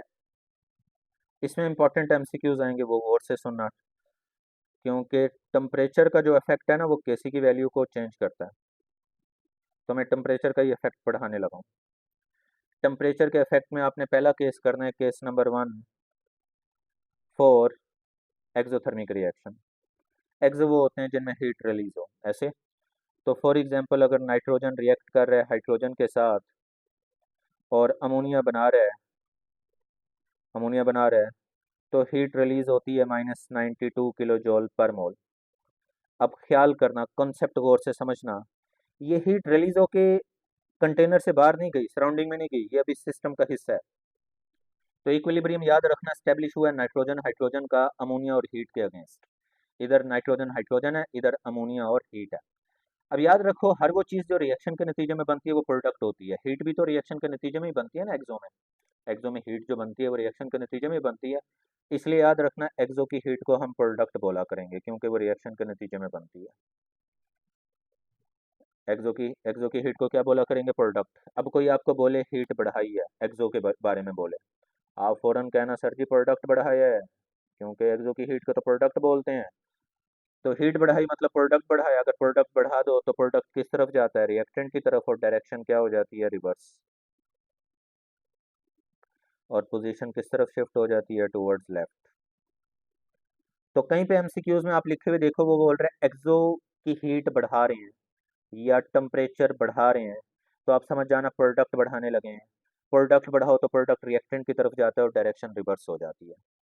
और वाइस वर्सा भी अब लिखेंगे, वाइस वर्सा भी अब लिखेंगे। कोई आपको बोले एक्सो में हीट कम की है, तो वो कहना चाह रहा है प्रोडक्ट कम कर दिया। सोच के देखो, अगर प्रोडक्ट कम कर दिया जाए तो प्रोडक्ट की कमी को फिर पूरा कौन करेंगे, रिएक्टेंट। और डायरेक्शन क्या हो जाएगी, फॉरवर्ड। और पोजीशन किस तरफ शिफ्ट हो जाएगी, राइट की तरफ शिफ्ट हो जाएगी, राइट की तरफ शिफ्ट हो जाएगी। और ये लो जी। अब वो इम्पोर्टेंट एमसीक्यूज जिसका मैंने शुरू में जिक्र किया, अब उसको गौर से समझना एमसीक्यूज को। मैं इधर नोट लिख के वो एमसीक्यूज बताता हूँ। बताओ, इधर देखो टेम्परेचर कम किया हुआ दिख रहा है, टेम्परेचर कम किया हुआ दिख रहा है नीचे, ये दिख रहा है। टेम्परेचर कम करने पे डायरेक्शन क्या हुई है, फॉरवर्ड। फॉरवर्ड का मतलब है प्रोडक्ट बनेंगे। अगर प्रोडक्ट बने ना तो केसी की वैल्यू बढ़ती है। दोबारा सुनो, टेम्परेचर कम किया, डायरेक्शन फॉरवर्ड हो गई, प्रोडक्ट बढ़े, प्रोडक्ट बढ़े तो केसी बढ़ता है। तो इसका मतलब है एक्सो में केसी और टेम्परेचर का रिलेशन होता है इनवर्स का। एक्सो में अगर आप टेम्परेचर बढ़ाओ केसी की वैल्यू छोटी हो जाती है, एक्सो में टेम्परेचर बढ़ाओ केसी की वैल्यू छोटी हो जाती है, ये बात आपने याद रखनी है। अब आ जाओ जी सेकंड केस पे। सेकंड केस होता है जी एंडो। एंडो में हीट एब्जॉर्ब होती है तो रिएक्शन होता है। तो इसका मतलब है एंडो की हीट को आइंदा आप बोला करेंगे रिएक्टेंट। एंडो की हीट को क्या बोला करेंगे, reactant. For example potassium iodide salt था, आपने पानी में मिक्स किया और वो आयोनाइज हुआ, पोटाशियम आइंस बने, आयोडाइड बने। लेकिन वो आयोनाइज तब हुआ जब उसने इतनी हीट एब्जॉर्ब की, हीट एब्जॉर्ब की है तभी वो आयोनाइज हुआ है, वरना ना होता। तो इसका मतलब है हीट किसके तौर पे काम कर रही है, रिएक्टेंट। इधर पोटाशियम आयोडाइड भी रिएक्टेंट है, वाटर भी रिएक्टेंट है, हीट भी रिएक्टेंट है, ये तीनों मिलके काम कर रहे हैं और आयोनाइजेशन हो रही है। हीट ना देते तो आयोनाइजेशन ना होती, रिएक्शन ना चलता। तो अगर एंडो की हीट रिएक्टेंट होती है, कोई आपको बोले हीट बढ़ाई है एंडो में, तो आप कहना रिएक्टेंट बढ़ाया। हीट अगर बढ़ाएं, रिएक्टेंट बढ़ा दिया, रिएक्टेंट बढ़ाएं तो रिएक्टेंट किस तरफ जाते हैं? प्रोडक्ट की तरफ। और डायरेक्शन ऑफ रिएक्शन क्या कर देते हैं? फॉरवर्ड। और पोजीशन ऑफ इक्विलिब्रियम किस तरफ शिफ्ट कर देते हैं? Towards right. लॉजिक समझ आई कि ना आई? दोबारा बोलता हूँ मैंने बोला कि एंडो की हीट बढ़ाने का मतलब है रिएक्टेंट बढ़ाया, रिएक्टेंट बढ़ाओ, रिएक्टेंट प्रोडक्ट की तरफ जाते हैं, फॉरवर्ड कर देते हैं डायरेक्शन और पोजीशन राइट की तरफ। अब इसका ऑपोजिट भी बोलना आपको आना चाहिए, इसका ऑपोजिट भी बोलना आना चाहिए। कोई बोले एंडो की हीट कम की है, आप कहना भी एंडो की हीट को तो रिएक्टेंट बोलते हैं, मतलब रिएक्टेंट कम कर दिया आपने। रिएक्टेंट कम कर दो तो रिएक्टेंट की कमी को पूरा कौन करते हैं? प्रोडक्ट। प्रोडक्ट कहाँ पे आ जाते हैं? रिवर्स में। रिवर्स में आते हैं प्रोडक्ट और position of equilibrium shift towards कर देते हैं लेफ्ट। ओके हो गया। अब दोबारा इंपॉर्टेंट एमसीक्यूज दोबारा गौर से सुनो कि इधर मैंने, आप गौर से देखो, लिखा हुआ है कि टेम्परेचर हो रहा है इंक्रीज, लिखा हुआ है टेम्परेचर इंक्रीज हो रहा है।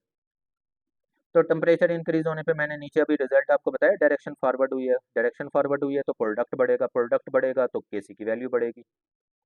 तो इसका मतलब है टेम्परेचर बढ़ाओ, फॉरवर्ड हो रहा है, प्रोडक्ट बढ़ रहा है, प्रोडक्ट बढ़ने से केसी की वैल्यू बढ़ रही है। तो टेम्परेचर और केसी की वैल्यू का रिलेशन फिर क्या बना? डायरेक्टली का। तो एंडो में याद रखना, जब भी टेम्परेचर बढ़ाते हो केसी की वैल्यू बढ़ती है। ओके हो गया। और last case, neither endo nor exo. Neither endo, ये जल्दी खत्म हो जाएगा मिनट में अभी। नॉर एक्सो के फॉर एग्जांपल आपने NaCl को पानी में मिक्स किया, वो आयोनाइज हो गया, सोडियम आइंस बने, क्लोराइड आइंस बने, इक्विलिब्रियम एस्टेब्लिश हुआ, चेंज ऑफ इंथैल्पी इसकी जीरो होती है।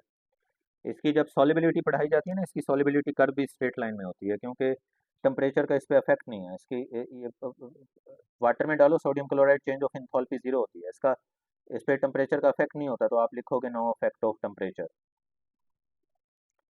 No effect of change of temperature for such reactions. Okay हो गया। चलें जी, नेक्स्ट हम शुरू करें जल्दी से। नेक्स्ट है जी आपके पास effect of change of pressure और वॉल्यूम। अब ये भी इंपॉर्टेंट इस लिहाज से होगा क्योंकि इक्विलिब्रियम एक्सप्रेशन में आपको समझाऊंगा और एमसीक्यूज बताऊंगा, न्यूमेरिकल टाइप एमसीक्यूज आ रहे होते हैं इक्विलिब्रियम एक्सप्रेशन पे, वो भी आपको बताऊंगा, तो इस लिहाज से इंपॉर्टेंट होगा। सबसे पहले मैं ये इफेक्ट सारा एक्सप्लेन करने लगा हूँ फॉर गैसेस के लिए। गैसेस का केस 1 बताने लगा हूँ जिसमें रिएक्टेंट के मोल ज़्यादा होते हैं प्रोडक्ट के मोल से। फॉर एग्जांपल जी, फॉर एग्जांपल जी के सल्फर डाइऑक्साइड रिएक्ट कर रहा है ऑक्सीजन से और बना रहा है सल्फर ट्राईऑक्साइड। अब ज़रा गौर से देखो, रिएक्टेंट के टोटल मोल्स आपको दिखेंगे 3, 2 इसके, 1 इसके, 3, और प्रोडक्ट के मोल दिखेंगे 2। आपने ख्याल करना है कि गैसेस का इक्विलिब्रियम हमेशा क्लोज कंटेनर में ही अटेन होता है, तो क्लोज कंटेनर में हर रिएक्टेंट के 3 मोल के अगेंस्ट प्रोडक्ट के 2 मोल मौजूद होंगे। ओके। अब कोई आपको एग्जामिनर बोले जी प्रेशर बढ़ाया है, प्रेशर इंक्रीज किया है इस पे के ऊपर, पिस्टन पे प्रेशर, तो पिस्टन तो नीचे जाएगा ना, प्रेशर बढ़ा रहे हो नीचे जाएगा, वो गैसेस को कंप्रेस करेगा। ज्यादा किसको कंप्रेस करेगा? जिसके मोल ज्यादा होते हैं, मतलब रिएक्टेंट को। प्रेशर बढ़ाओ, प्रेशर का ज्यादा इफेक्ट उस पे होगा जिसके मोल ज्यादा होंगे, और वो रिएक्टेंट के मोल ज्यादा और रिएक्टेंट प्रोडक्ट में कन्वर्ट होने लग जाएगा, डायरेक्शन ऑफ रिएक्शन फॉरवर्ड हो जाएगी। मैं रिपीट करता हूँ, प्रेशर बढ़ाओ तो प्रेशर का ज्यादा इफेक्ट उस पे होता है जिसके ज्यादा मोल्स हों, और वो ज्यादा मोल्स वाले फिर कम मोल्स की तरफ जाते हैं। ज्यादा मोल किसके हैं? रिएक्टेंट के, तो रिएक्टेंट कम मोल्स मतलब प्रोडक्ट की तरफ जाएंगे, और डायरेक्शन क्या होगी? फॉरवर्ड, और पोजीशन ऑफ इक्विलिब्रियम शिफ्ट हो गई टूवर्ड्स राइट। और बॉयल्स लॉ कहता है कि जब प्रेशर बढ़ाते हैं तो वॉल्यूम ऑटोमेटिकली कम होता है। ऐसे है कि नहीं है? वाइस वर्सा भी लिख लेते हैं जल्दी से। उलट करें अब, अगर प्रेशर बढ़ाया था तो अब कम कर दें, और पहले अगर वॉल्यूम कम किया था तो अब वॉल्यूम बढ़ जाएगा, तो फिर इफेक्ट भी तो उलट हो जाना चाहिए। डायरेक्शन ऑफ रिएक्शन प्रेशर बढ़ाने पे फॉरवर्ड हो रही है, तो प्रेशर कम करने पे क्या हो जानी चाहिए? डायरेक्शन रिवर्स हो जानी चाहिए, और पोजीशन ऑफ इक्विलिब्रियम किस तरफ शिफ्ट हो जानी चाहिए? लेफ्ट की तरफ। ये है जी पहला केस। अच्छा जी, अब गौर से मेरी बात सुनना, समझना बात को गौर से, ठीक है?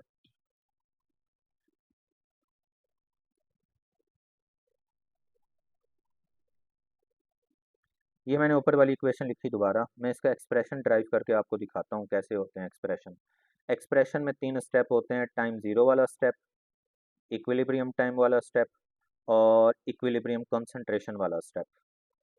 इक्विलिब्रियम, तो सुनो गौर से सुनना, समझना बात, कि जब टाइम ज़ीरो हो मतलब रिएक्शन स्टार्ट नहीं हुआ तो प्रोडक्ट होगा ज़ीरो, और रिएक्टेंट के मोल सपोज कर लो, इस पहले रिएक्टेंट के मोल ए मोल है और दूसरे के मोल बी मोल है, सपोज किया हमने, और ये प्रोडक्ट ज़ीरो। जब इक्विलिब्रियम आया तो हम कहेंगे सपोज कर लिया कि प्रोडक्ट एक्स मोल बने, सपोज कर लिया प्रोडक्ट कितने मोल बने, एक्स मोल। अब ये एक्स प्रोडक्ट आया कहाँ से, रिएक्टेंट में से, तो रिएक्टेंट में से एक्स को क्या करना पड़ेगा, माइनस, रिएक्टेंट में से एक्स को क्या करना पड़ेगा, माइनस कर दिया माइनस। अब इंपॉर्टेंट बात, जब इस दूसरे स्टेप पे पहुंच जाओ तो ये जो कॉफिशिएंट आपको बैलेंस केमिकल इक्वेशन में दिख रहे हैं, टू, टू इधर एक्स के साथ लिखना, ये वन इधर एक्स के साथ लिखना, और ये वाला टू भी इधर एक्स के साथ लिखना, ये वाला टू भी इधर एक्स के साथ लिखना। तो जो बैलेंस केमिकल इक्वेशन के कॉफिशिएंट होते हैं, याद रखना इक्विलिब्रियम टाइम पे वो एक्स के साथ लिखे जाते हैं। इसकी मैथमेटिकली सेंस ही है, मैथमेटिकली सेंस सुनो गौर से, कि 2 मोल सल्फर ट्राइऑक्साइड तब बनेंगे जब 1 मोल ऑक्सीजन का माइनस करो और 2 मोल सल्फर डाइऑक्साइड के माइनस करो। तो इधर से 2 मोल सल्फर डाइऑक्साइड के माइनस हो, 1 मोल ऑक्सीजन का, तो 2 मोल बनेंगे सल्फर ट्राइऑक्साइड के। ये सेंस है इसकी। पहली इक्वेशन में मैंने क्यों नहीं लिखा टू टू टू, इसलिए क्योंकि वो टाइम ज़ीरो था, टाइम ज़ीरो में अभी रिएक्शन स्टार्ट ही नहीं हुआ, तो रिएक्शन को फर्क ही नहीं पड़ता कि वो बैलेंस है कि नहीं है, बैलेंसिंग कोफिशिएंट क्या है नहीं है, तो फर्क नहीं पड़ता टाइम ज़ीरो पे। इसलिए टाइम ज़ीरो पे आप कुछ नहीं लिखते, इक्विलिब्रियम टाइम पे लिखते हो, क्योंकि उस वक्त इक्वेशन बैलेंस हो चुकी होती है, तो उस वक्त लिखते हैं। अब इन मोल्स को आप डिवाइड कर दें वॉल्यूम पे, इन मोल्स को आप डिवाइड कर दें वॉल्यूम पे, तो बन जाएगी इक्विलिब्रियम कॉन्सेंट्रेशन। ये लें जी, इक्विलिब्रियम कॉन्सेंट्रेशन बन गई। अब सुने, केसी कैसे लिखते हैं, केसी में ऊपर आप लिखते हैं जी प्रोडक्ट सल्फर ट्राइऑक्साइड, और केसी में ये कोफिशिएंट पावर बना देते हैं, और नीचे आप लिखते हैं रिएक्टेंट, और रिएक्टेंट कौन है जी, सल्फर डाइऑक्साइड, उसकी पावर 2 और ऑक्सीजन उसकी पावर 1। अब बताओ सल्फर ट्राइऑक्साइड के कितने मैंने इक्विलिब्रियम कॉन्सेंट्रेशन निकाल के दी है, 2x/v निकालिए, निकालिए ना, हाइपोथेटिकल कॉन्सेंट्रेशन निकाल कर दिया आपको, और ये स्केयर भी ऊपर जरूर डालना। तो सल्फर ट्राई की जगह उसकी कॉन्सेंट्रेशन लिखी, स्केयर की जगह स्केयर डाला। सल्फर डाई की जगह उसकी कॉन्सेंट्रेशन लिखी, a-2x/2, और ऊपर ये स्केयर जरूर डालना, सॉरी, a-2x/v, a-2x/v, और ऊपर ये स्केयर जरूर डालना। और ऑक्सीजन की क्या है कॉन्सेंट्रेशन, b-x/v, ये लिखती, लिखती। और आप सुनो, बताओ 2x/v का स्केयर क्या होता है, 4x²/v स्केयर। और बताओ ये a, ये लिखा हुआ है a-2x, ऊपर आया हुआ है होल का स्केयर, फिर है b-x। अब सुनो गौर से बात, ये जो स्केयर है ऊपर वाली का भी या नीचे वाली का, वी का भी स्केयर होगा, वी स्केयर और वी कितना हो जाएगा, वी क्यूब, और वी क्यूब को ऊपर ले जाओ तो उलट हो जाएगा, इसको उलट कर रहा हूँ, ऊपर लेके जा रहा हूँ, इन्वर्स हो रहा है, वी क्यूब ऊपर आ गया और ये वाली वैल्यूज नीचे रह गई। और अब होगा ये कि इस वी स्केयर से क्यूब कैंसिल हो जाएगा, और फाइनल केसी का एक्सप्रेशन आपके पास बना हुआ आ गया जी। ऊपर आ गया आपके पास 4x² और आ गया एक v, ये बात, v आ गया, एक v है ना, ये v² से क्यूब कैंसिल, एक v, और नीचे आ गया जी a-2x का होल स्केयर। इसे बोलते हैं जी इक्विलिब्रियम एक्सप्रेशन, ये इक्विलिब्रियम एक्सप्रेशन है। अब सुनो, इक्विलिब्रियम एक्सप्रेशन में वॉल्यूम जो होता है वो ऊपर तब लिखा हुआ होता है जब रिएक्टेंट के मोल ज्यादा हो, मतलब रिएक्टेंट के इधर 3 मोल्स दिखाई दे रहे हैं, रिएक्टेंट के मोल ज्यादा किससे दिख रहे हैं, प्रोडक्ट के। अगर रिएक्टेंट के मोल प्रोडक्ट से ज्यादा हो तो वॉल्यूम नोमिनेटर में होता है, अगर रिएक्टेंट के मोल कम होते तो वॉल्यूम डिनोमिनेटर में दिखता, और अगर रिएक्टेंट और प्रोडक्ट के मोल इक्वल होते तो वॉल्यूम इधर आ ही ना रहा होता, सारे वॉल्यूम इधर कैंसलाइज हो जाते और केसी के एक्सप्रेशन में वॉल्यूम ना दिखाई देता। तो ये 3 केस मैंने अपनी बुक में मेंशन किए हुए हैं, आपको बुक दी हुई है शॉर्ट फॉर्म में, सारी शॉर्ट ट्रिक्स लिखी हुई हैं, ठीक है। उसमें केसी का मैंने डायरेक्टली फार्मूला भी लिखा हुआ है, एक्सप्रेशन निकालने का फार्मूला भी लिखा हुआ है, बुक में देख लेना। ये मैंने इसलिए समझाया ताकि सेंस पता लगे आपको। अब सुनो, ये बड़े जरा कॉन्सेप्चुअल एमसीक्यूज बताने लगा हूँ, थोड़ा और डेप्थ में जाएं तो एक बात याद रखना, ये जो माइनस वाली वैल्यूज होती हैं ये हमेशा रिएक्टेंट की होती हैं, क्योंकि इधर रिएक्टेंट के लिए माइनस डाले हुए थे, रिएक्टेंट की वैल्यूज हमेशा माइनस में दिखती हैं आपको। और ये जो बगैर माइनस वाली वैल्यूज होती हैं ना, ये प्रोडक्ट की होती हैं, एक्स वाली बगैर माइनस वाली प्रोडक्ट की। अब इधर गौर से देखो, बताओ मैंने लिखा था प्रेशर क्या किया है, इंक्रीज, प्रेशर किया है इंक्रीज, तो मैंने लिखा था वॉल्यूम क्या हो गया है, डिक्रीज, वॉल्यूम हो गया है डिक्रीज। तो फिर मैंने लिखा था डायरेक्शन क्या होगी, या फॉरवर्ड, फॉरवर्ड का मतलब है प्रोडक्ट बढ़ेगा, और प्रोडक्ट को किससे रिप्रेजेंट किया हुआ है, 4x स्क्वायर से। भाई फॉरवर्ड का मतलब है प्रोडक्ट बढ़ेगा, और प्रोडक्ट को किससे रिप्रेजेंट किया हुआ है, 4x स्क्वायर से, तो 4x स्क्वायर की वैल्यू बढ़ेगी। अगर प्रोडक्ट बढ़ रहा है तो रिएक्टेंट कम होगा, रिएक्टेंट को किससे रिप्रेजेंट किया हुआ है यहाँ पे, रिएक्टेंट को रिप्रेजेंट किया हुआ है a minus two x whole square, a minus two x whole square और b माइनस एक्स से। तो ये रिएक्टेंट की वैल्यू कम हो जाएगी, क्योंकि डायरेक्शन ज़ाहिर है फॉरवर्ड हो रही है, तो प्रोडक्ट बढ़ेगा और रिएक्टेंट कम। ये भी एमसीक्यूज पूछा जाता है। तो प्रोडक्ट प्रेशर बढ़ाया, वॉल्यूम हुआ कम, वॉल्यूम कम हुआ, डायरेक्शन फॉरवर्ड, फॉरवर्ड का मतलब है ये वाला प्रोडक्ट बढ़ रहा है 4x स्क्वायर वाला, और रिएक्टेंट की वैल्यूज कम हो रही है। ये भी एमसीक्यूज पूछे जाते हैं इस तरीके से, स्क्रीनशॉट ले लो। उसके बाद उसके बाद मैं आपको एक एमसीक्यूज समझाऊं, जो न्यूमेरिकल टाइप एमसीक्यूज होता है, बच्चे बार बार मेरे पास लेके आ रहे होते हैं वो एमसीक्यूज, कि ये है जी इथाइल एसीटेट, इसकी करवाई हाइड्रोलिसिस और बना एसिटिक एसिड और बना एथानॉल। एमसीक्यूज लिखा हुआ आ रहा होता है, एमसीक्यूज लिखा हुआ आ रहा होता है कि जी ये जो इथाइल एसीटेट है और ये जो वाटर है, इन दोनों की कंसंट्रेशन 1 मोल ली गई है। और से सुनना, एमसीक्यूज लिखा हुआ आ रहा होता है कि इथाइल एसीटेट की भी कंसंट्रेशन 1 मोल है, और वाटर की भी कंसंट्रेशन कितनी है, 1 मोल है, और ये 1 मोल कंसंट्रेशन इनकी इनिशियल वैल्यू है, लिखा होता है एमसीक्यूज में, इनिशियली 1 मोल लिए गए। इनिशियली का मतलब होता है time t is equal to 0, मतलब रिएक्शन स्टार्ट ही नहीं हुआ। और फिर वो कहता है जब इक्विलिब्रियम का टाइम आया है, तो इक्विलिब्रियम के टाइम पे प्रोडक्ट एसिटिक एसिड जो है, प्रोडक्ट एसिटिक एसिड जो है वो बना हुआ है जी, लेट से वो कह देगा वो बना हुआ है जी 1/2। कितना बना हुआ है, 1/2 मोल। तो अब सुनो, अभी मैंने पीछे समझाया टाइम 0, तो सारा का सारा क्या होता है, रिएक्टेंट। और बताओ रिएक्टेंट के मोल उसने कितने दिए हुए हैं, 1 और 1, और प्रोडक्ट कितना होगा, 0 और 0, जब टाइम 0 होता है इनिशियली। ये उसने इनिशियल कंसंट्रेशन रिएक्टेंट की दी थी, तो प्रोडक्ट की तो 0 होगी।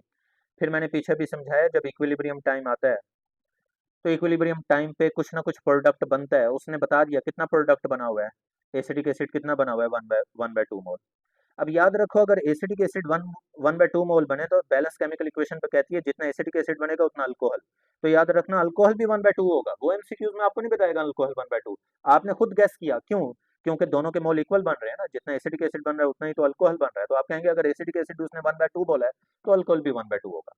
अब मुझे बताओ ये 1/2 जो बना है, ये बना कहाँ से है, कहाँ से आया, ये रिएक्टेंट से आया है, तो रिएक्टेंट से इसे 1/2 को माइनस करना पड़ेगा, रिएक्टेंट से इस 1/2 को माइनस, पीछे भी समझा के एटो माइनस ही करता था ना इक्विलिब्रियम के स्टेप पे। और अब बस जल्दी से आप सॉल्व करना शुरू कर सकते हो इसी स्टेप से, कंसंट्रेशन वाला बनाने की जरूरत नहीं, इसी स्टेप से सॉल्व करना शुरू कर दो। मैं इधर डायरेक्टली लिख देता हूँ, बताओ जरा 1 - 1/2 करें, चलो अगले स्टेप पे लिख देता हूँ। बताओ केसी कैसे लिखते हैं, ऊपर क्या लिखते हैं, प्रोडक्ट, ये आ गया प्रोडक्ट, ये आ गया प्रोडक्ट, और बताओ नीचे क्या लिखते हैं, रिएक्टेंट, ये लो आ गया रिएक्टेंट, रिएक्टेंट आ गया जी हमारे पास, ये रिएक्टेंट आ गया। और बताओ प्रोडक्ट के इधर कितने मोल्स हैं, 1/2, दूसरे वाले प्रोडक्ट के भी कितने हैं, 1/2। रिएक्टेंट, रिएक्टेंट 1 - 1/2 का मतलब क्या होता है, 1 में से हाफ निकाल दें तो हाफ ही आता है। फिर इस 1 - 1/2 का भी मतलब क्या होगा, 1 में से हाफ माइनस करें हाफ ही आता है। तो ये ले, इन दोनों की मैंने कॉन्सेंट्रेशन जो थी ना माइनस करके पुट कर दिया। अब 1/2 से 1/2, 1/2 से 1/2 कैंसिल होके केसी का आंसर कितना आ गया, 1, सॉरी, ये लीजिए केसी का आंसर पता लग गया, 1। ठीक है, तो इस तरीके से सॉल्व करते हैं, इस तरीके से, जरूरी नहीं 1 1 दिया हो, कोई और भी वैल्यूज दे सकता है, मैंने मेथड समझा दिया, मेथड याद रहेगा, इनिशियल कंसंट्रेशन जो दे वो रिएक्टेंट की इधर लिख देना, और प्रोडक्ट कहना 0 है। फिर वो बोले फलां प्रोडक्ट इक्विलिब्रियम टाइम पे इतना बना हुआ था, कहना इक्विलिब्रियम टाइम पे अगर वो इतना बना था तो उस प्रोडक्ट को रिएक्टेंट में से माइनस करना पड़ेगा। और अगर एसिडिक एसिड के मोल और एथेनॉल के सेम है, तो एसिडिक एसिड अगर हाफ है तो एथेनॉल भी हाफ ही होगा। लेकिन इन एनी कंडीशन फर्ज कर लो अगर इधर एथेनॉल 2 मोल होता है तो इधर 2 से मल्टीप्लाई करते, जो क्योंकि मैंने पीछे समझाया है कि जो बैलेंस केमिकल इक्वेशन का कोफिशिएंट होता है वो इधर फिर मल्टीप्लाई करना पड़ता है, फिर वो मल्टीप्लाई करके आगे सॉल्व करते हैं। हो जाएगा इस तरह के एमसीक्यूज। तो जी ये थे ये वाला एमसीक्यूज, और गैसेस का ये जी मैंने सारा पहला वाला केस आपको समझा दिया। गैसेस के अगर रिएक्टेंट के मोल ज़्यादा हो प्रोडक्ट के मोल से, मैंने इंपॉर्टेंट एमसीक्यूज भी समझा दिया और इक्विलिब्रियम का आपको एक्सप्रेशन भी समझा दिया और पहला केस भी आपको समझा दिया। बस अब जल्दी से बातें ख़त्म करते हैं। गैसेस का जी दूसरा केस, केस नंबर 2। गैसेस का दूसरा केस है if number of mole of reactant less then number of mole of product. For example आपके पास एक इक्वेशन है, PCl5 गैस की फॉर्म में होता है, डिसोसिएट हुआ PCl3 बनाया और Cl2 बनाया। रिएक्टेंट के प्रोडक्ट के मोल्स कितने हैं 2, रिएक्टेंट के कितने हैं 1। बताओ अभी मैं समझा के हटाऊं, अगर प्रेशर बढ़ाओ तो प्रेशर का इफेक्ट उस पर ज़्यादा होता है जो ज़्यादा हो। बताओ किसके मोल ज़्यादा है प्रोडक्ट के, तो प्रेशर का इफेक्ट भी ज़्यादा प्रोडक्ट पे होगा और प्रोडक्ट किस तरफ जाएगा रिएक्टेंट की तरफ। प्रेशर बढ़ाओ प्रेशर का ज़्यादा इफेक्ट उस पर होता है जिसके मोल्स ज़्यादा हो, और ज़्यादा मोल्स वाले कम मोल्स की तरफ जाएंगे तो प्रोडक्ट रिएक्टेंट की तरफ जाएगा और डायरेक्शन ऑफ रिएक्शन हो जाएगी रिवर्स और पोजीशन ऑफ इक्विलिब्रियम शिफ्ट हो जाएगी टूवर्ड्स लेफ्ट। प्रेशर बढ़ाने का मतलब है वॉल्यूम किया है हमने कम, और वाइस वर्सा खुद समझ जाओ, अगर प्रेशर बढ़ाने पे डायरेक्शन रिवर्स हुई है तो क्या फिर प्रेशर कम करने पे डायरेक्शन को फॉरवर्ड नहीं हो जाना चाहिए, उलट बात होनी चाहिए कि नहीं होनी चाहिए, और पोजीशन ऑफ इक्विलिब्रियम राइट की तरफ शिफ्ट हो जानी चाहिए कि नहीं होनी चाहिए, और प्रेशर अगर कम किया है तो वॉल्यूम क्या होना चाहिए ज़्यादा। बस यही दो इंपॉर्टेंट केस होते हैं गैसेस के, एक जो मैंने पिछले पेज पे समझाया, एक जो इस पेज पे। बाकी जो होते हैं ना केसेस, बाकी जो केसेस होते हैं, फर्ज का है गैसेस का वो तीसरा केस के रिएक्टेंट के मोल इक्वल टू हैं प्रोडक्ट के मोल के। Let say carbon monoxide gas react with water vapours to form carbon dioxide gas and hydrogen gas. तो प्रोडक्ट के भी मोल्स 2 हैं, रिएक्टेंट के भी मोल्स 2 हैं, तो आपने कहना है भाई सर जहाँ पे मोल्स इक्वल हों वहाँ पे चेंज ऑफ प्रेशर और वॉल्यूम का कोई इफेक्ट नहीं होता। आपने कहना है जी नो इफेक्ट, इस केस में परेशान होने की ज़रूरत ही नहीं होती। गैसेस के सारे केस खत्म हो गए। फिर आपको अगर कोई कहे for all cases of liquid and solid, for all cases of liquid and solid, आपने कहना लिक्विड और सॉलिड का कोई भी केस हो तब भी change of pressure and volume has no effect. ये लेंगी, तो ये सारे केसेस में तो कोई इफेक्ट नहीं होता। बस ये गैसेस के दो केस होते हैं जिन पे आपको नज़र रखनी होती है, केस 1 जो पीछे समझा और केस 2 ये। और ये इक्विलिब्रियम एक्सप्रेशन के जो मैंने एमसीक्यूज आपको समझाए हैं ये आएंगे तो आपको सॉल्व करने पड़ेंगे। कोई भी क्वेश्चन हो तो फिर उसे पूछ लेना। बाकी पहले भी रिक्वेस्ट की थी कि शेयर किया करें, बताया करें दोस्तों को। तो जी अच्छा जी, अब ये जो हमने पढ़ी हैं सारी अफेक्ट, ये सारे इफेक्ट पढ़े क्यों हैं, क्योंकि एमडी कैट में उसने फिर एक टॉपिक उठा के आपको दे दिया।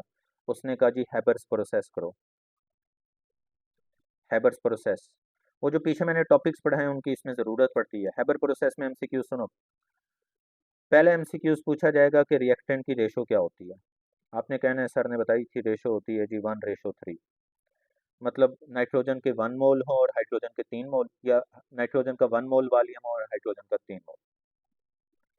और प्रोडक्ट के कितने मोल बनते हैं 2 मोल।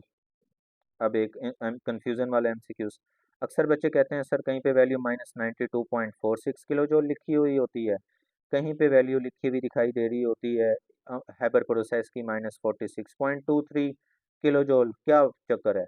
तो चक्कर ये है भाई, ये नीचे वाली वैल्यू 1 मोल अमोनिया की और ऊपर वाली वैल्यू 2 मोल अमोनिया की है। गौर करो ऊपर मैंने पर मोल नहीं डाला, ये वैल्यू 2 मोल अमोनिया की है। और अगर 2 मोल को 1 मोल में लेके जाना है तो इसे 2 पे डिवाइड करो, -92.46 में कन्वर्ट हो जाएगा।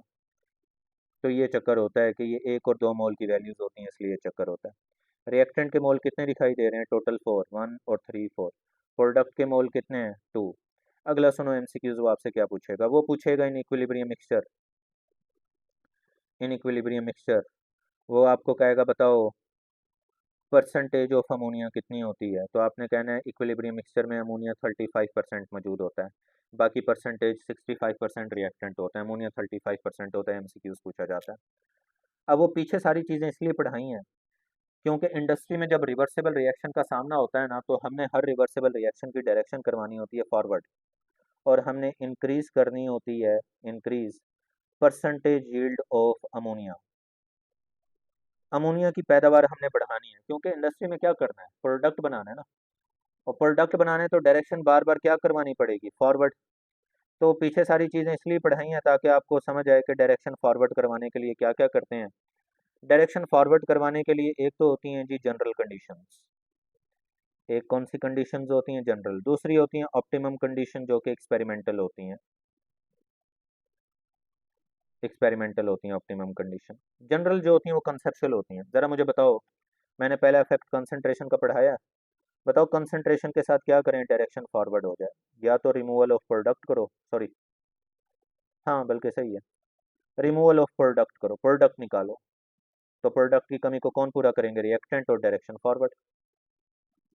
या फिर एडिशन ऑफ रिएक्टेंट करो, बार बार रिएक्टेंट ऐड करते रहो। रिएक्टेंट ऐड करोगे, रिएक्टेंट किस तरफ जाएंगे, प्रोडक्ट की तरफ, डायरेक्शन फॉरवर्ड।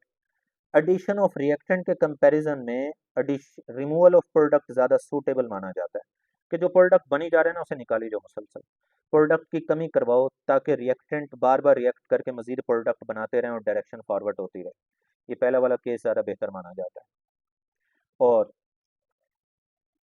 रिएक्टेंट के मोल ज़्यादा हैं तो प्रेशर इंक्रीज करो, प्रेशर बढ़ाओगे ज़्यादा इफेक्ट रिएक्टेंट पे पड़ेगा और रिएक्टेंट प्रोडक्ट में कन्वर्ट होंगे, डायरेक्शन फॉरवर्ड। एक्सोथर्मिक रिएक्शन अभी पीछे मैंने पढ़ा है, एक्सो में टेम्परेचर डिक्रीज करो, एक्सोम की हीट प्रोडक्ट होती है ना, हीट निकालने का मतलब है प्रोडक्ट निकाल रही हो, और हीट निकालने का मतलब होता है टेम्परेचर डिक्रीज कर रहे हैं, टेम्परेचर डिक्रीज करो। और लास्ट में सूटेबल कैटलिस्ट ऐड करो ताकि इक्विलिब्रियम जल्दी अटेन हो, लेबर जो ठहरी है इंडस्ट्री में उसका टाइम बचे, लेबर का इक्विलिब्रियम जल्दी अटेन हो, सूटेबल कैटलिस्ट ऐड करो। ये है कॉन्सेप्चुअल बातें जो आपने इक्वेशन देख के खुद अंदाज़ा लगाएं, प्रोडक्ट निकालें, रिएक्टेंट डालें, रिएक्टेंट के मोल ज़्यादा थे तो प्रेशर बढ़ा दें, एक्सो था तो टेम्परेचर कम करवा दें, सूटेबल कैटलिस्ट। अब सवाल है, बच्चे पूछते हैं कि प्रेशर अगर इंक्रीज़ करना है तो सर कितना इंक्रीज़ करें, तो वो एक्सपेरिमेंटल फाइंड किया जाता है जी, इंक्रीज़ करें 200 टू 300 ATM। टेम्परेचर डिक्रीज़ करें तो कितना करें, 400 डिग्री सेल्सियस डिक्रीज़ करते हैं, जिसे 673 केल्विन बोलते हैं। कैटलिस्ट ऐड करें तो कौन ऐड करें भाई, फाइनली डिवाइडेड, याद रखना फाइनली डिवाइडेड आयरन ऐड करते हैं। फाइनली डिवाइडेड आयरन के साथ ना मिक्स करते हैं मैग्नीशियम ऑक्साइड को, सिलिकॉन डाइऑक्साइड को, और एल्यूमिनियम ऑक्साइड को। ये जो तीन चीज़ें मिक्स की हैं, इन तीनों को बोलते हैं प्रमोटर्स, लिख लेना प्रमोटर्स, या इन तीनों को एक्टिवेटर्स बोलते हैं, या कैटलिस्ट फॉर अ कैटलिस्ट। मतलब आयरन कैटलिस्ट है और आयरन के लिए भी हमने कैटलिस्ट डाले हैं, तो इन तीनों को प्रमोटर भी बोलते हैं, एक्टिवेटर भी, कैटलिस्ट फॉर अ कैटलिस्ट भी। और सुनो प्रोडक्ट रिमूव कैसे करवाते हैं।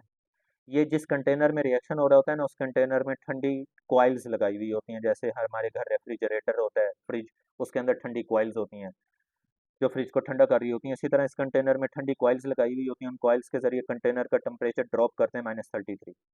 -33 पे जो गैस वाले अमोनिया के मालिक्यूल्स होते हैं वो कन्वर्ट होके नीचे गिरना शुरू कर देते हैं लिक्विड अमोनिया में। अब जैसे ही वो लिक्विड अमोनिया में कन्वर्ट होकर नीचे गिरते हैं, सेटल डाउन होते हैं, वो लिक्विड अमोनिया सेटल डाउन होता है, तो कंटेनर के बॉटम में पाइप्स लगे होते हैं, उन पाइप से वो लिक्विड अमोनिया बाहर खींच के निकाल लेते हैं, और इस तरह हमने प्रोडक्ट सेपरेट कर लिया। -33 पे सिर्फ याद रखना अमोनिया लिक्विड में कन्वर्ट होता है, नाइट्रोजन हाइड्रोजन नहीं कन्वर्ट होते, तो वो गैस की फॉर्म में ही रहते हैं और वो आपस में फिर रिएक्ट करके मजीद अमोनिया तैयार करते रहते हैं। ओके, याद रखो जितनी परसेंट हम अमोनिया बनाते हैं ना, उस दुनिया में जितनी परसेंट भी अमोनिया बना रहे हैं उसका 80% अमोनिया जो है हम फर्टिलाइजर तैयार करते हैं। 80% अमोनिया के जरिए हम दुनिया में क्या प्रिपेयर करते हैं, फर्टिलाइजर्स, लाइक यूरिया खाद वगैरह।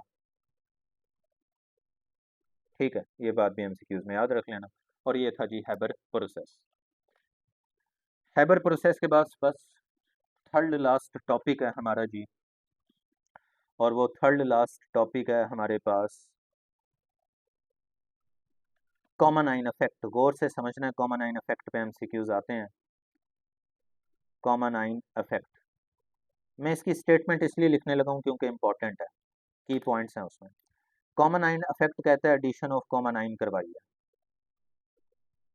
एडिशन ऑफ क्या करवाई है, कॉमन आइन। किस में करवाई है? वीक इलेक्ट्रोलाइट, डब्ल्यू का मतलब weak electrolyte, from strong electrolyte,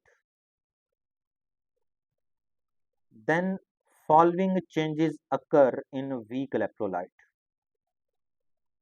Following changes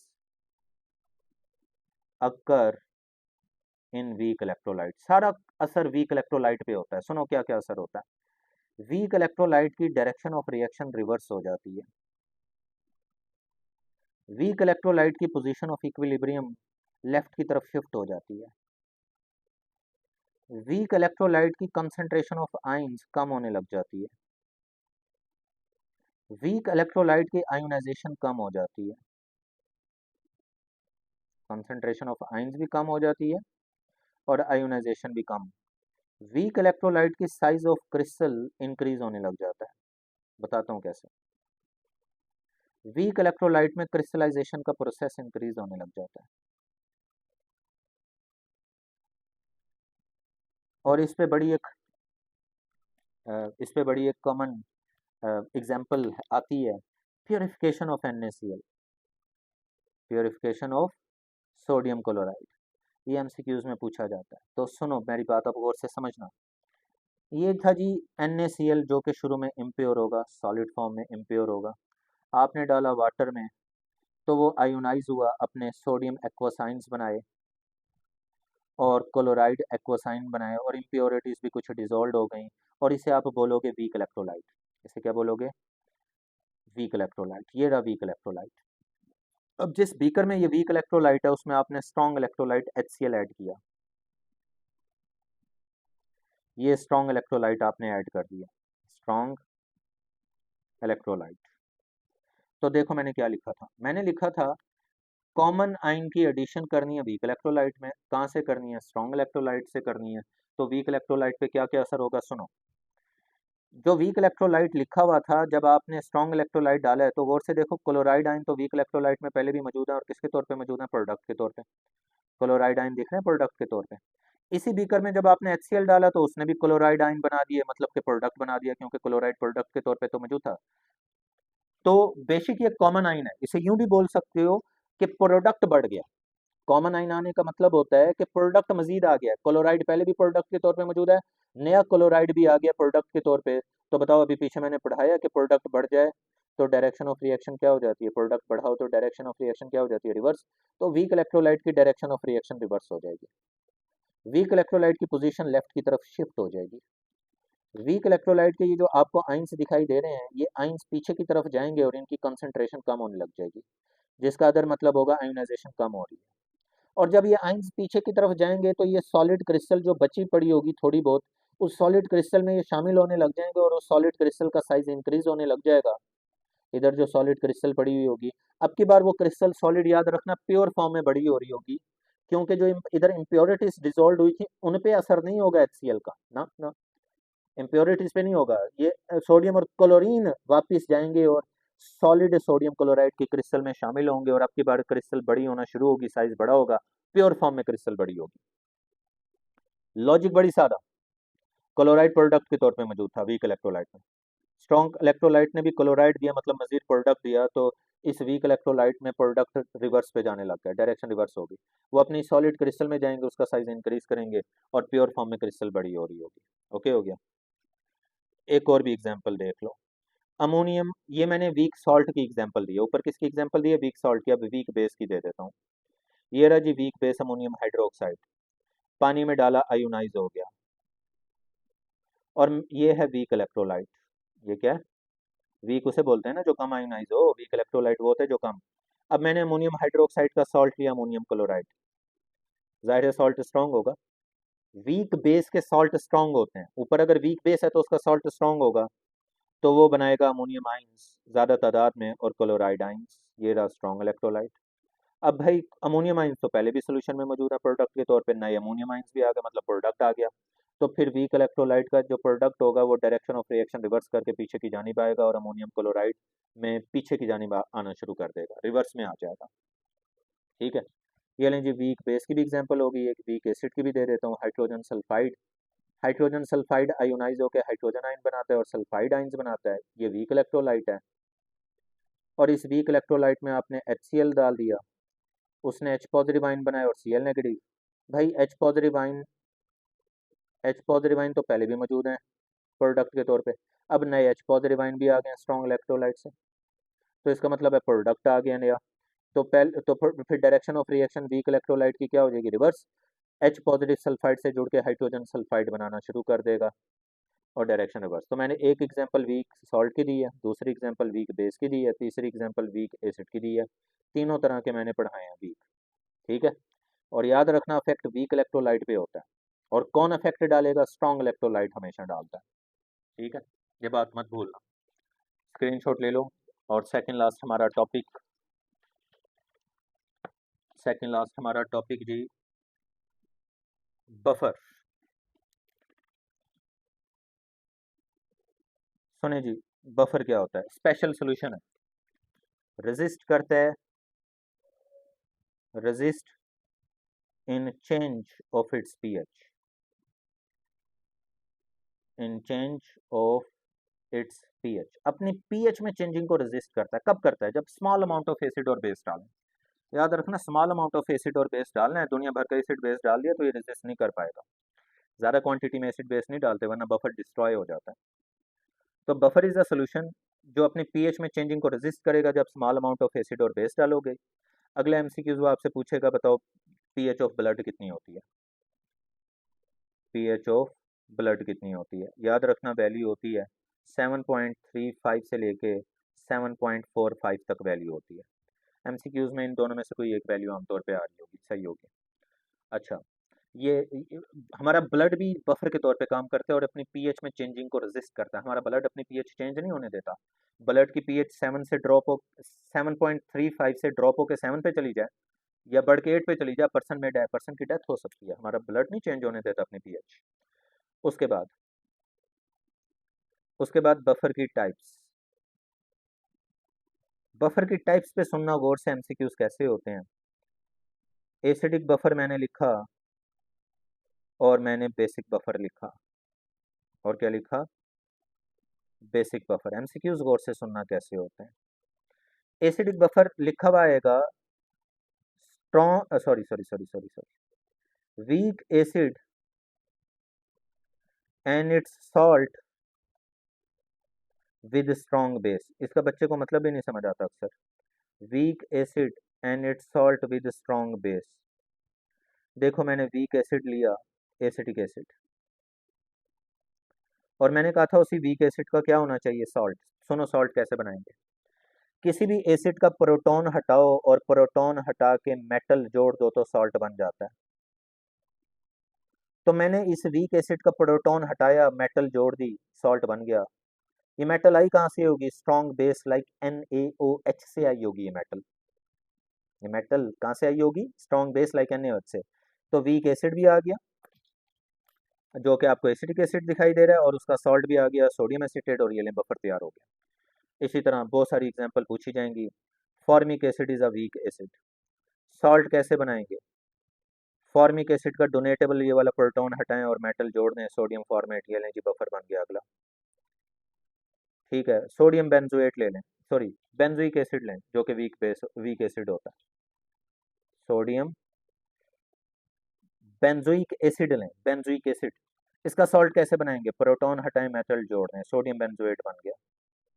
proton हटाएं मेटल जोड़ दें, ये लें जी सोडियम बेंजोएट सॉल्ट बन गया। ये लें जी एक और बफर तैयार हो गया। हाइड्रोजन सल्फाइड वीक एसिड होता है, हाइड्रोजन हटा के मेटल जोड़ दो, इसका सॉल्ट आ गया, ये लें जी बफर फिर बन गया। हाइड्रोजन फ्लोराइड भी वीक एसिड होता है और इसका हाइड्रोजन हटा के मेटल जोड़ दें, ये लें जी सॉल्ट बन गया। तो ये पहला बफर, दूसरा, तीसरा, चौथा, पांचवा, ये सारे एसिडिक बफर्स हैं, और जितने एसिडिक बफर्स होते हैं उनकी पीएच लेस देन 7 होती है, हमेशा फिक्स लेस देन 7 होती है। अब अगर आपने बनाना होता बेसिक बफर, तो बेसिक बफर में आप लिखते हैं जी weak base and its salt with strong acid, with strong acid. For example weak base आपने लिया अमोनियम हाइड्रोक्साइड। गौर से अब बात सुनना, किसी बेस का OH हटाओ और नॉन मेटल जोड़ दो तो सॉल्ट बन जाता है। ये मैंने बेस का OH हटाया, नॉन मेटल क्लोरीन जोड़ दी, सॉल्ट बन गया। क्लोरीन नॉन मेटल दी किसने होगी, strong acid like HCl, strong acid like HCl, तो सॉल्ट बन गया। और जितने भी बेसिक बफर्स होते हैं उनकी पीएच ग्रेटर देन 7 होती है। बेसिक बफर की बड़ी कम एग्जांपल्स यूज होती हैं एमसीक्यूज में, एसिडिक बफर की बहुत यूज होती हैं। हमारा ब्लड भी एसिडिक बफर के तौर पे काम करता है, इसका जब बफर एक्शन पढ़ाया जाता है एसिडिक बफर के तौर पे काम करता है। और गौर करो, मैं बार बार लिख रहा हूँ वीक, वीक एसिड, हर वीक एसिड का सॉल्ट स्ट्रांग होता है। इधर वीक एसिड का सॉल्ट स्ट्रांग, इधर वीक बेस का सॉल्ट स्ट्रांग, मतलब एक वीक चीज ले रहा हूँ, दूसरी स्ट्रांग ले रहा हूँ, मतलब एक वीक इलेक्ट्रोलाइट ले रहा हूँ, दूसरा स्ट्रांग इलेक्ट्रोलाइट, इसका मतलब है कॉमन आयन इफेक्ट चल रहा है। तो याद रखना, बफर को बोलते हैं, buffer is best application of common ion effect. Buffer जो है बेस्ट एप्लीकेशन है कॉमन आयन इफेक्ट की, इसलिए तमाम बुक्स में पहले कॉमन आयन इफेक्ट पढ़ाया जाता है और उसके बाद ही बफर शुरू करवाया जाता है, क्योंकि सारा buffer action operative common ion effect की बेस पे करता है। अच्छा, उसके बाद आगे शुरू करने से पहले नोट में ना ये फार्मूलाज एमसीक्यूज में आपकी हेल्प करने वाले हैं, बहुत सारे एमसीक्यूज में। याद रखना जी, पीएच आपको पढ़ाई जाती है negative log of concentration of H positive. Log की प्रॉपर्टीज में है कि लॉग का माइनस हटाओ ना तो लॉग की वैल्यू इनवर्स हो जाती है। ये लें जी, इनवर्स होगी लॉग की वैल्यू माइनस हटाने पे। तो हमें फिर पता ये लगा कि पीएच इनवर्सली प्रोपोर्शनल जो है एच पॉजिटिव आयन की कंसंट्रेशन के है। ऐसे है ना, ये ऊपर है तो ये एच पॉजिटिव आयन नीचे, नहीं इनवर्सली का रिलेशन नहीं बना। फिर पीके होता है पीके माइनस लॉग के, लॉग का माइनस हटाओ तो लॉग की वैल्यू इनवर्स हो जाती है। तो फिर हमें इधर भी ये पता लगा पीके इनवर्सली प्रोपोर्शनल होता है के। तो फिर हमें पता ये लगा कि अगर आप लोग स्ट्रॉन्ग एसिड, क्या लो, स्ट्रॉन्ग एसिड, तो स्ट्रॉन्ग एसिड जो होगा वो ज़्यादा क्या बनाएगा, H positive ion. Strong acid ज़्यादा क्या बनाएगा, जितने ज़्यादा वो एच पॉजिटिव आयन बनाएगा पीएच उतनी कम हो जाएगी, क्योंकि रिलेशन इनवर्सली का। स्ट्रॉन्ग एसिड की के ए वैल्यू बड़ी होती है, लेकिन स्ट्रॉन्ग एसिड की के वैल्यू जितनी बड़ी होती है उसकी पी के वैल्यू उतनी छोटी हो जाती है। तो याद रखो, अगर स्ट्रॉन्ग एसिड लेंगे एच पॉजिटिव आयन ज़्यादा बनेंगे, पीएच कम। स्ट्रॉन्ग एसिड की के वैल्यू जो होती है बड़ी होती है, पी के वैल्यू छोटी होती है। फिर पीओएच जो होता है वो negative log of concentration of O H negative ions होता है, माइनस हटाओगे वैल्यू इनवर्स हो जाएगी और रिलेशन क्या बन जाएगा, पीओएच और concentration of O H negative ion का रिलेशन बन जाएगा इनवर्स। पीके भी होता है नेगेटिव लॉग ऑफ के बी, नेगेटिव हटाओ तो इनवर्स में चला गया, उलट हो गया, और रिलेशन बना हुआ मिल गया आपको इनवर्सली का, P K be inversely proportional to होता है के बी के। तो पता ये लगा कि अगर आप लो स्ट्रॉन्ग बेस, तो स्ट्रॉन्ग बेस ज़्यादा क्या बनाता है, OH नेगेटिव आयंस। जितने OH नेगेटिव आयंस ज़्यादा बनेंगे पीओएच उतनी कम हो जाएगी। स्ट्रॉन्ग एसिड की के बी वैल्यू बड़ी होती है, लेकिन उसकी पी के बी वैल्यू क्या हो जाती है, छोटी हो जाती है। ये रिलेशन एमसीक्यूज में यूज होंगे, ज़रूरत पड़ेगी, याद रखना, इसकी भी ज़रूरत पड़ेगी। P H plus P O H is equal to होता है 14, या फिर इज इक्वल टू होता है पी के डब्ल्यू बोलते हैं ionisation constant of water. K W क्या होता है, ionisation constant of water at room temperature. फिर याद रखना P K plus P K B is equal to also 14, which is also equal to P K W at room temperature. मैं MCQs लिखता हूँ, solve करके देता हूँ, इनकी आपको ज़रूरत पड़ेगी। फिर वो पूछेगा बफर की पीएच या पीओएच कैसे फाइंड करते हैं, how to find pH and pOH of buffer. Buffer की पीएच और पीओएच कैसे फाइंड करते हैं, हेंडरसन इक्वेशन यूज़ करते हैं। क्या यूज़ करते हैं, हेंडरसन इक्वेशन पे न्यूमेरिकल टाइप एमसीक्यूज भी आता है और कॉन्सेप्चुअल एमसीक्यूज भी आता है हेंडरसन इक्वेशन पे। तो हेंडरसन इक्वेशन जो है, अगर मैं एसिडिक बफर की लिखूं, एसिडिक बफर की,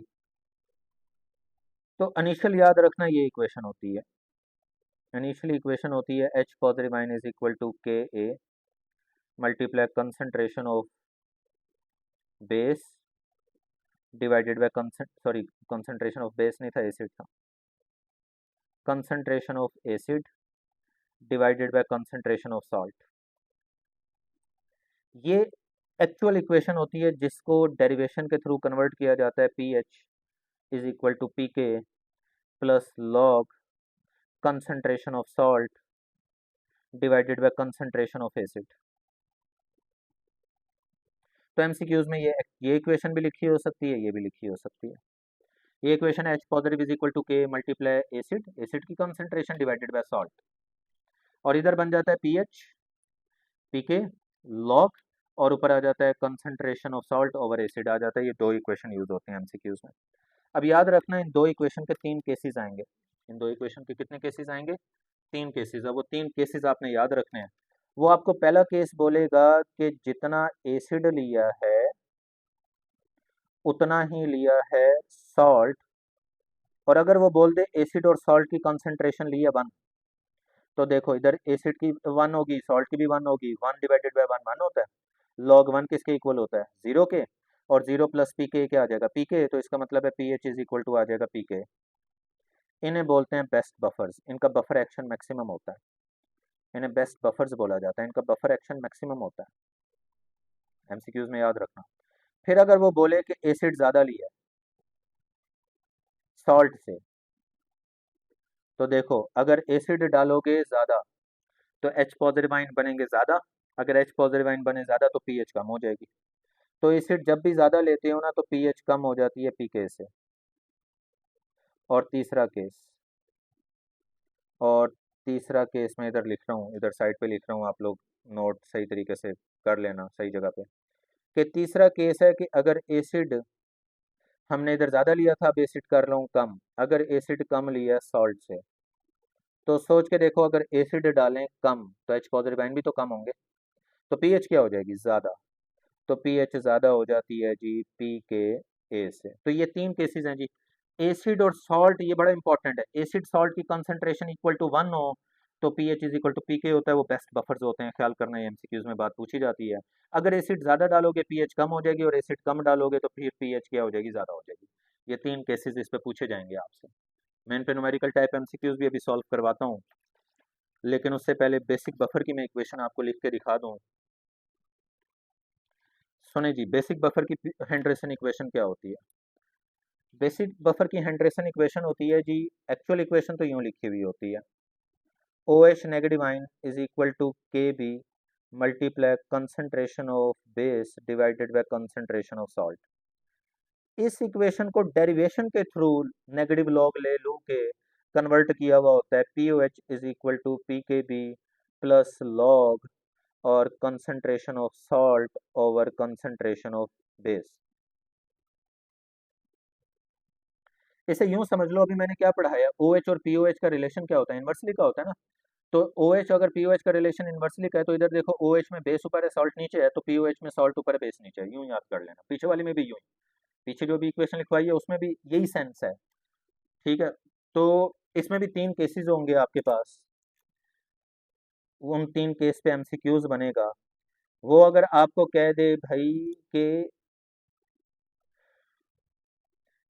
कि जितना आपने बेस लिया है उतना ही सॉल्ट डालें, तो आपने फ़ौरन जवाब देना है कि बेस और सॉल्ट अगर इक्वल है तो वो कैंसिल हो जाएगा, 1 बनेगा, लॉग 1 0 होगा, और 0 प्लस पी के तो P H is equal to P K आ जाएगा, पी के बी आ जाएगा, बेस्ट बफर बनेगा।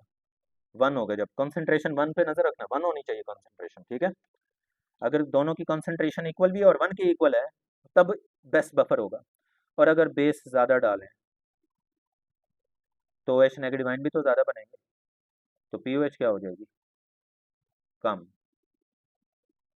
और अगर बेस कम डालें तो OH नेगेटिव आयन्स भी तो कम बनेंगे, और अगर OH नेगेटिव आयन कम बने तो POH क्या हो जाएगी? ज़्यादा। अब सुनो, इस पे MCQs में लिख के दूँ सॉल्व कैसे करते हैं। आपके MCQs आया हुआ होगा MD कैट में कि लेट से एसिटिक एसिड की कंसंट्रेशन है 0.1, सॉल्ट की कंसंट्रेशन है 1.0, pKa ऑफ एसिड है, pK ऑफ एसिटिक एसिड है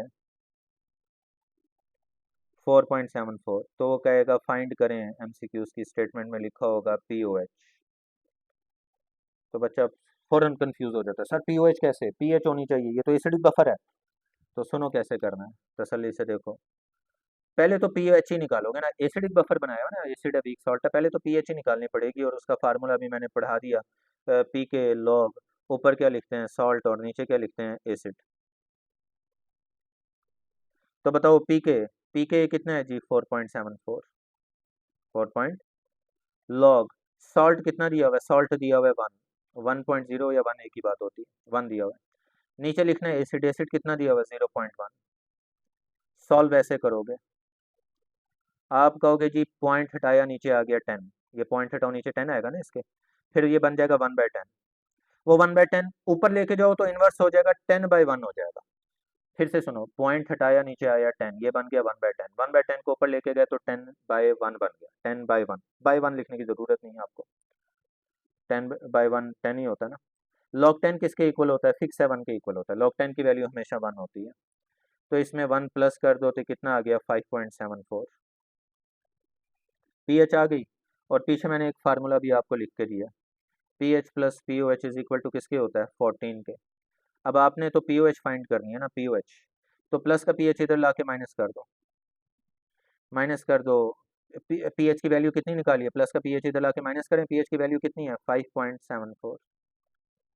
सोचो 14 में से 5 निकालें कितना आएगा 9, 14 में से 5 निकाले कितना आएगा 9, 9 में से 0.74 निकाल दें तो आएगा 8.26।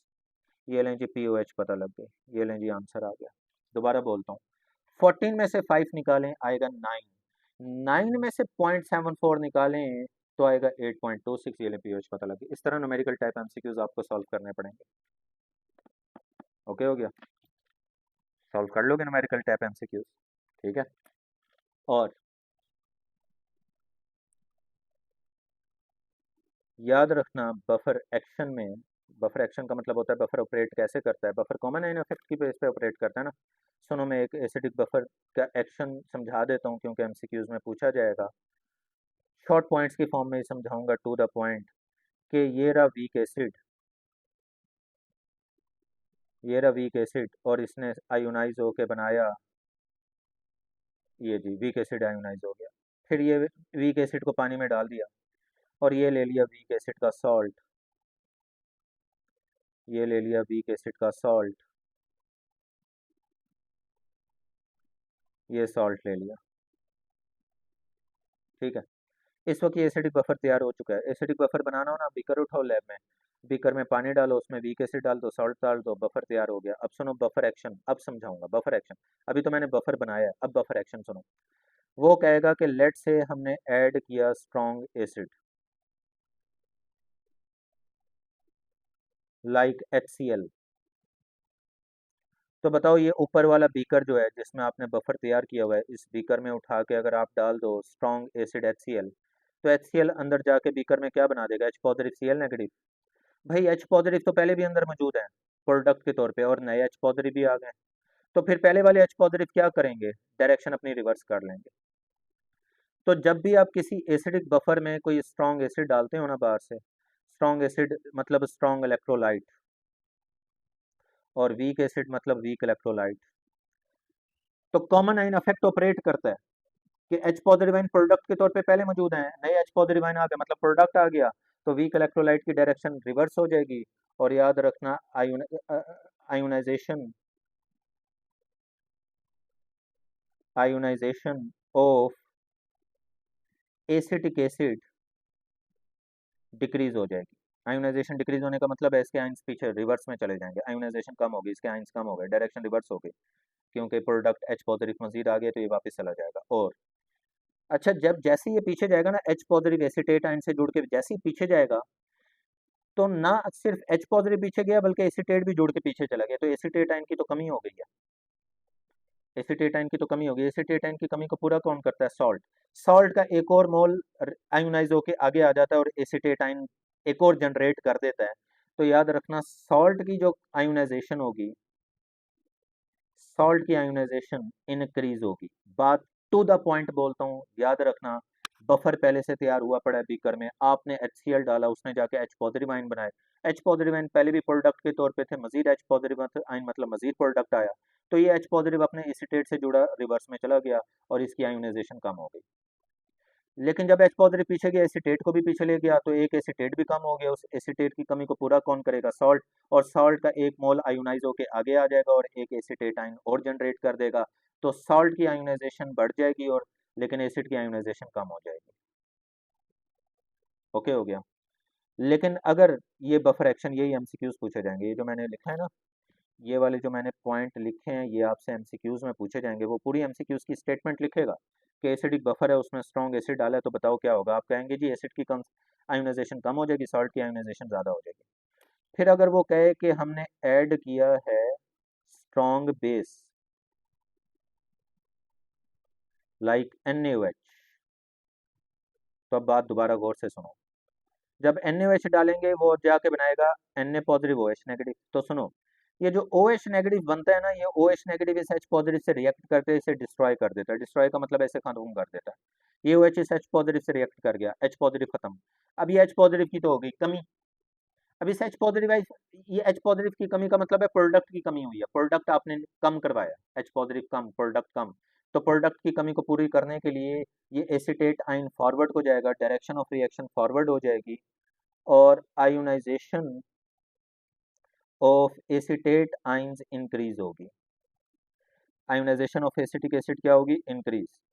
क्योंकि OH ने H पॉजिटिव से रिएक्ट करके H पॉजिटिव चूंकि खत्म करवा दिया, तो H पॉजिटिव नया कौन बनाएगा? ये एसीटेट ही तो बनाएगा, ये आगे जाएगा और इसकी आयोनाइजेशन बढ़ेगी। अच्छा, जब ये आगे जाएगा ना H पॉजिटिव बनाने के लिए, एक नया एसीटेट आयन भी बना डालेगा, H पॉजिटिव के साथ नया एसीटेट भी बना देगा। तो फिर वो जो सॉल्ट का पुराना एसीटेट होगा ना, वो सोडियम से जुड़ेगा और पीछे चला जाएगा, क्योंकि उसे पता है एक नया एसीटेट आया है।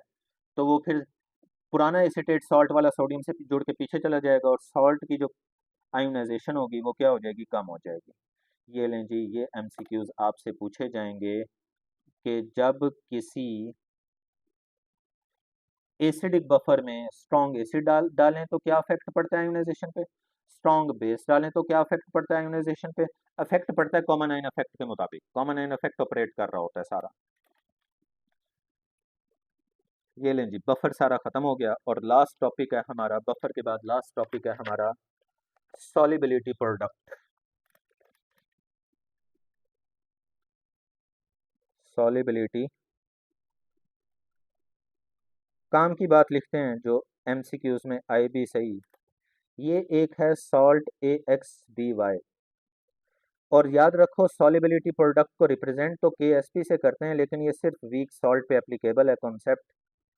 कुछ बुक्स में तो लिखा गया होता है वो सॉल्ट जिनकी सॉल्युबिलिटी, वो सॉल्ट जिनकी सॉल्युबिलिटी लेस देन 0.1 मोल पर DM³ हो, उन सॉल्ट्स पे ये कॉन्सेप्ट एप्लीकेबल है। तो याद रखना है कॉन्सेप्ट सिर्फ वीक सॉल्ट पे एप्लीकेबल है। ये एक वीक सॉल्ट लिया मैंने AXBY, इसे डाला पानी में। याद रखो सॉल्ट में पहली लिखी हुई चीज़ कैटाइन होती है, ए कैटाइन है, दूसरी लिखी हुई चीज़ एनाइन होती है, बी एनाइन। ए कैटाइन बी एनाइन। अब होगा ये, याद रखना, ये जो एक्स लिखा हुआ है ना, ये एक्स दो बातें बताएगा। एक्स बताएगा बी का चार्ज, एक्स क्या बताएगा? बी का चार्ज। और एक्स बताएगा ए की कंसंट्रेशन, एक्स बी का चार्ज बताएगा, ए की कंसंट्रेशन। वाई भी दो बातें बताएगा, वाई ए का चार्ज बताएगा और वाई बी की कंसंट्रेशन बताएगा।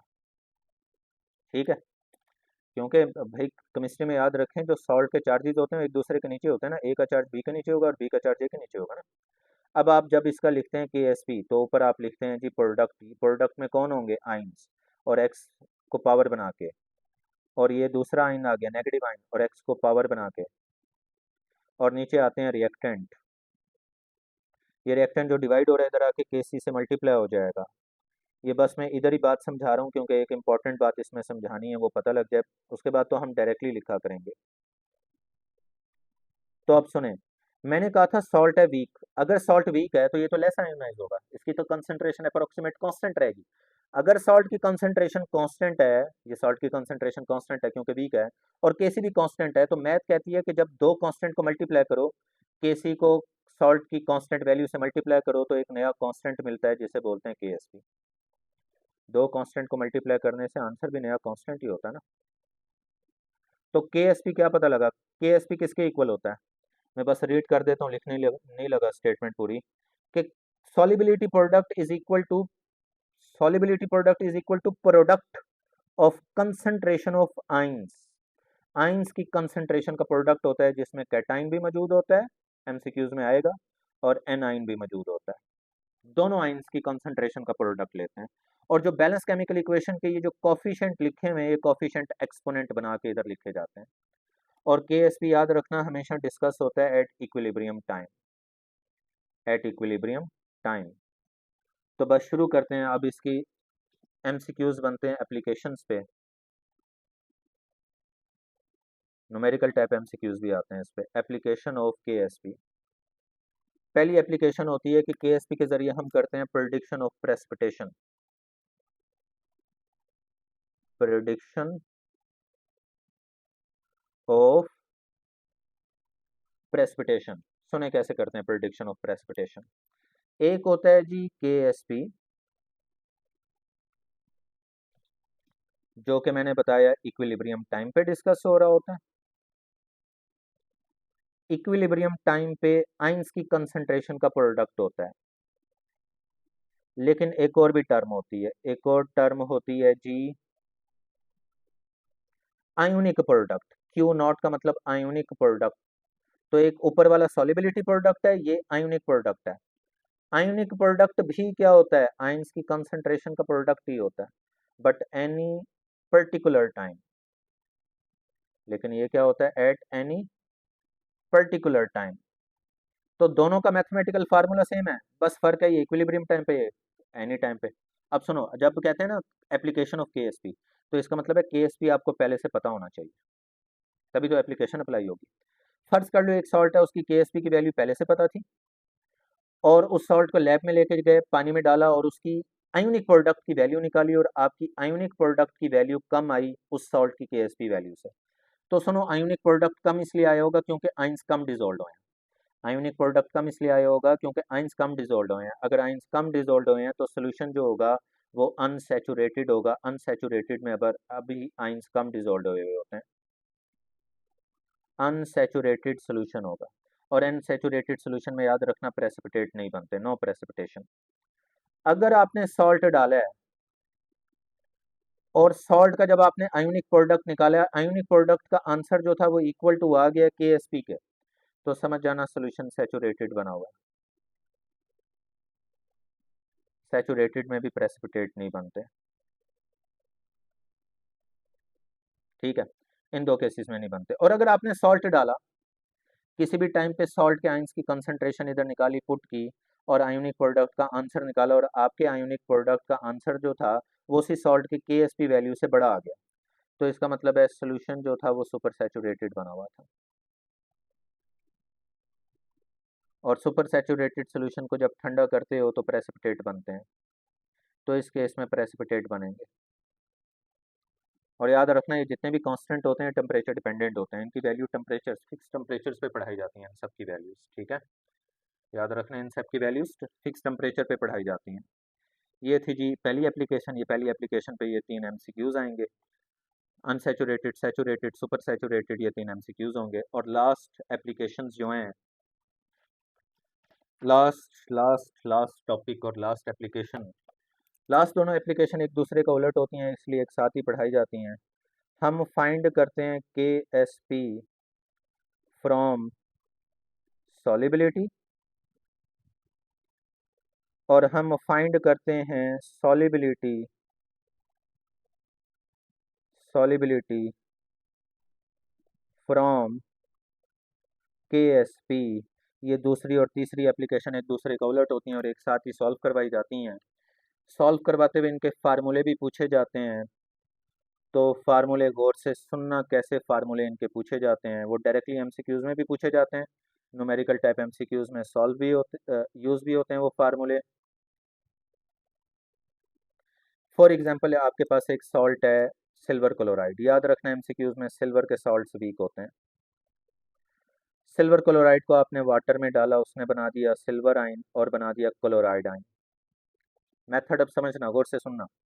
आपने सपोज करना है सिल्वर की सॉलिबिलिटी थी एस, क्लोराइड की भी सॉलिबिलिटी एस थी, सपोज करेंगे आप। और अभी मैंने पढ़ाया कि KSP जो होता है वो आइंस की कंसंट्रेशन का प्रोडक्ट होता है। ये लें जी, आइंस की कंसंट्रेशन का प्रोडक्ट लिख दिया मैंने। बताएं सिल्वर आयन की सॉलिबिलिटी कितनी सपोज की है, S। क्लोराइड की कितनी सपोज की है, S। S मल्टीप्लेस क्या होता है, S स्क्वायर। तो बताओ हर वो सॉल्ट जो एक कैटाइन दे, जैसे कि सिल्वर क्लोराइड एक कैटाइन देता है, एक एनाइन दे, उसका KSP का फार्मूला होता है S स्क्वायर के इक्वल। ये फार्मूला डायरेक्टली पूछा जाएगा। हर वो सॉल्ट जो एक कैटाइन एक एनाइन बनाए, silver chloride, silver bromide, silver iodide, sodium chloride, जिसका एक कैटाइन एक एनाइन होता है, उसके KSP का फार्मूला ये होता है S स्क्वायर के इक्वल। और S का स्क्वायर हटाओ तो बोथ साइड पे क्या लोगे, स्क्वायर रूट। ये लें, बोथ साइड पे स्क्वायर रूट ली, तो S का फार्मूला क्या बन गया, S का फार्मूला बन गया S इज इक्वल टू आ गया अंडर रूट KSP के। ये फार्मूले डायरेक्टली आपसे MCQs में पूछे जाएंगे। फॉर एग्जाम्पल एक और सॉल्ट उसने लिया, वो कहता है जी सॉल्ट है आपके पास कैल्शियम फ्लोराइड।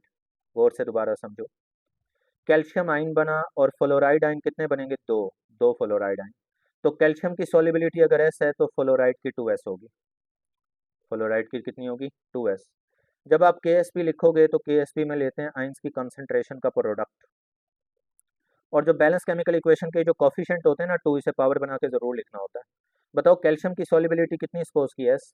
फ्लोराइड की कितनी सपोज की है, 2S। और ऊपर स्केयर भी लेना पड़ेगा, स्केयर भी लेना पड़ेगा। ये 2 सॉलिबिलिटी के साथ भी लिखा जाता है, 2 इधर एक्सपोनेंट में भी होता है, स्केयर के तौर पे भी लिखा जाता है। 2S का स्केयर होता है 4S स्केयर, 4S मल्टीप्लाई क्या आएगा, 4S क्यूब। हर वो सॉल्ट जो एक कैटाइन मतलब कैल्शियम, दो एनाइन दे लाइक फ्लोराइड, उसके KSP का फार्मूला होता है 4S क्यूब। और 4 मल्टीप्लाई और इधर लाके क्या कर सकते हो, डिवाइड। और S का क्यूब खत्म करने के लिए बोथ साइड की क्या ले सकते हो, क्यूब रूट। तो S का फार्मूला बन गया cube root of KSP divided by 4, divided by 4। और याद रखिएगा हर वो सॉल्ट जिसका एक कैटाइन दो एनाइन, या फिर दो कैटाइन एक एनाइन हो, तब भी सेम ही फार्मूला होता है, तब भी फार्मूला सेम ही निकलता है। और लास्ट केस एक मैं बताऊं और उसके बाद न्यूमेरिकल टाइप MCQs करवाता हूं। लेट से सॉल्ट है आपके पास एल्यूमिनियम क्लोराइड, पानी में मिक्स किया, पानी में डाला, और उसने बनाया एल्यूमिनियम आयन और बनाया क्लोराइड आयन। अब तक अगर बात समझ आ गई है तो एल्यूमिनियम की सॉलिबिलिटी S होगी, क्लोराइड की 3S होगी। जब KSP लिखोगे तो वो आइंस की सॉलिबिलिटी का प्रोडक्ट, ये कैल्शियम आयन आ गया, ये क्लोराइड आयन आ गया। और क्लोराइड आयन का जो कॉफिशिएंट है बैलेंस केमिकल इक्वेशन में पावर जरूर बना के लिखना है। एल्यूमिनियम की सॉलिबिलिटी S पोज की है, क्लोराइड की 3S पोज की है। और ऊपर क्यूब जरूर लिखना है। 3S का क्यूब होता है 27S क्यूब, जो S से मल्टीप्लाई होगा साथ वाले S से और बन जाएगा 27S4। तो हर वो सॉल्ट जिसका एक कैटाइन हो तीन एनाइंस हो, उसकी KSP का फार्मूला होता है 27S4।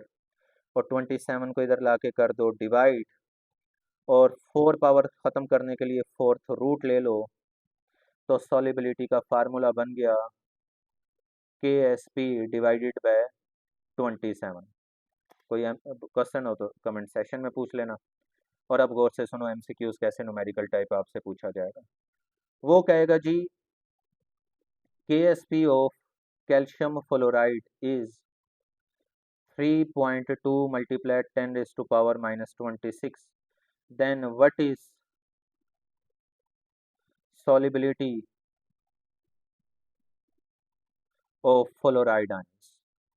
तो आप कहोगे जी सर ने पढ़ाया था कैल्शियम फ्लोराइड है, कैल्शियम एक कैटाइन दो एनाइन, तो सॉलिबिलिटी का फार्मूला क्या बनेगा, एक कैटाइन दो एनाइन हो, एक कैटाइन दो एनाइन हो तो सॉलिबिलिटी का सर ने फार्मूला लिखवाया था जी। फार्मूला है S is equal to cube root KSP divided by 4। Calcium chloride ये लिखा हुआ ना, एक कैटाइन दो एनाइन, तो ये है ना उसकी सॉलिबिलिटी का फार्मूला, ये आ गया। अब पुट करो जी, बताओ KSP की वैल्यू कितनी दी हुई है, 3.2 multiply 10 raise to power minus 26 divided by क्या आएगा, 4। अब सुनो गौर से, हाथ से कैसे सॉल्व करना है इन्हें बगैर कैलकुलेटर के, कैलकुलेटर की इजाज़त नहीं होती। ये जब आप पॉइंट हटाओगे, ये पॉइंट तो नीचे आएगा 10, पॉइंट हटाओगे तो नीचे क्या आएगा 10। अब वो जो नीचे 10 आया उस 10 को अगर ऊपर ले जाओ तो वो 10 की पावर -1 बन जाएगा, और ये -27 कन्वर्ट हो जाएगा -27 में। दोबारा सुनो, पॉइंट हटाया नीचे 10 आया, उस 10 को ऊपर लेके गए तो पावर उसकी नेगेटिव हो गई, 10 की पावर -1 होगी। अब 10 की पावर -26 और 10 की पावर -1 कितना हो गया, 10 की पावर -27, और नीचे है 4। इस 4 ने इसे कैंसिल किया, 8 बचा दिया, और जो 8 बचा हुआ था उस 8 को मैंने लिखा 2 का क्यूब, और ये जो 10 की पावर 27 था, सुनो, तो 27 पावर में है, तो इसे लिखना 9 × 3 पावर में लिखा हुआ है, 9 3 द 27 पावर में। तो क्यूब से क्यूब रूट और क्यूब से क्यूब रूट कैंसिल हो गया, आंसर आया 2 × 10⁻⁹ कई बच्चे गलती करते हैं कि यहीं पे रुक जाते हैं, कहते हैं सर सॉलिबिलिटी का आंसर आ तो गया, लेकिन वो ये नहीं देखते ये सॉलिबिलिटी एस तो कैल्शियम के इक्वल है, लेकिन उसने तो फ्लोराइड की पूछी है जो कि 2s बनती है, तो इसका मतलब एस को तो 2s से मल्टीप्लाई करना चाहिए था, तब फ्लोराइड की निकलती सॉलिबिलिटी। तो इसे 2 से मल्टीप्लाई करना मत भूलना,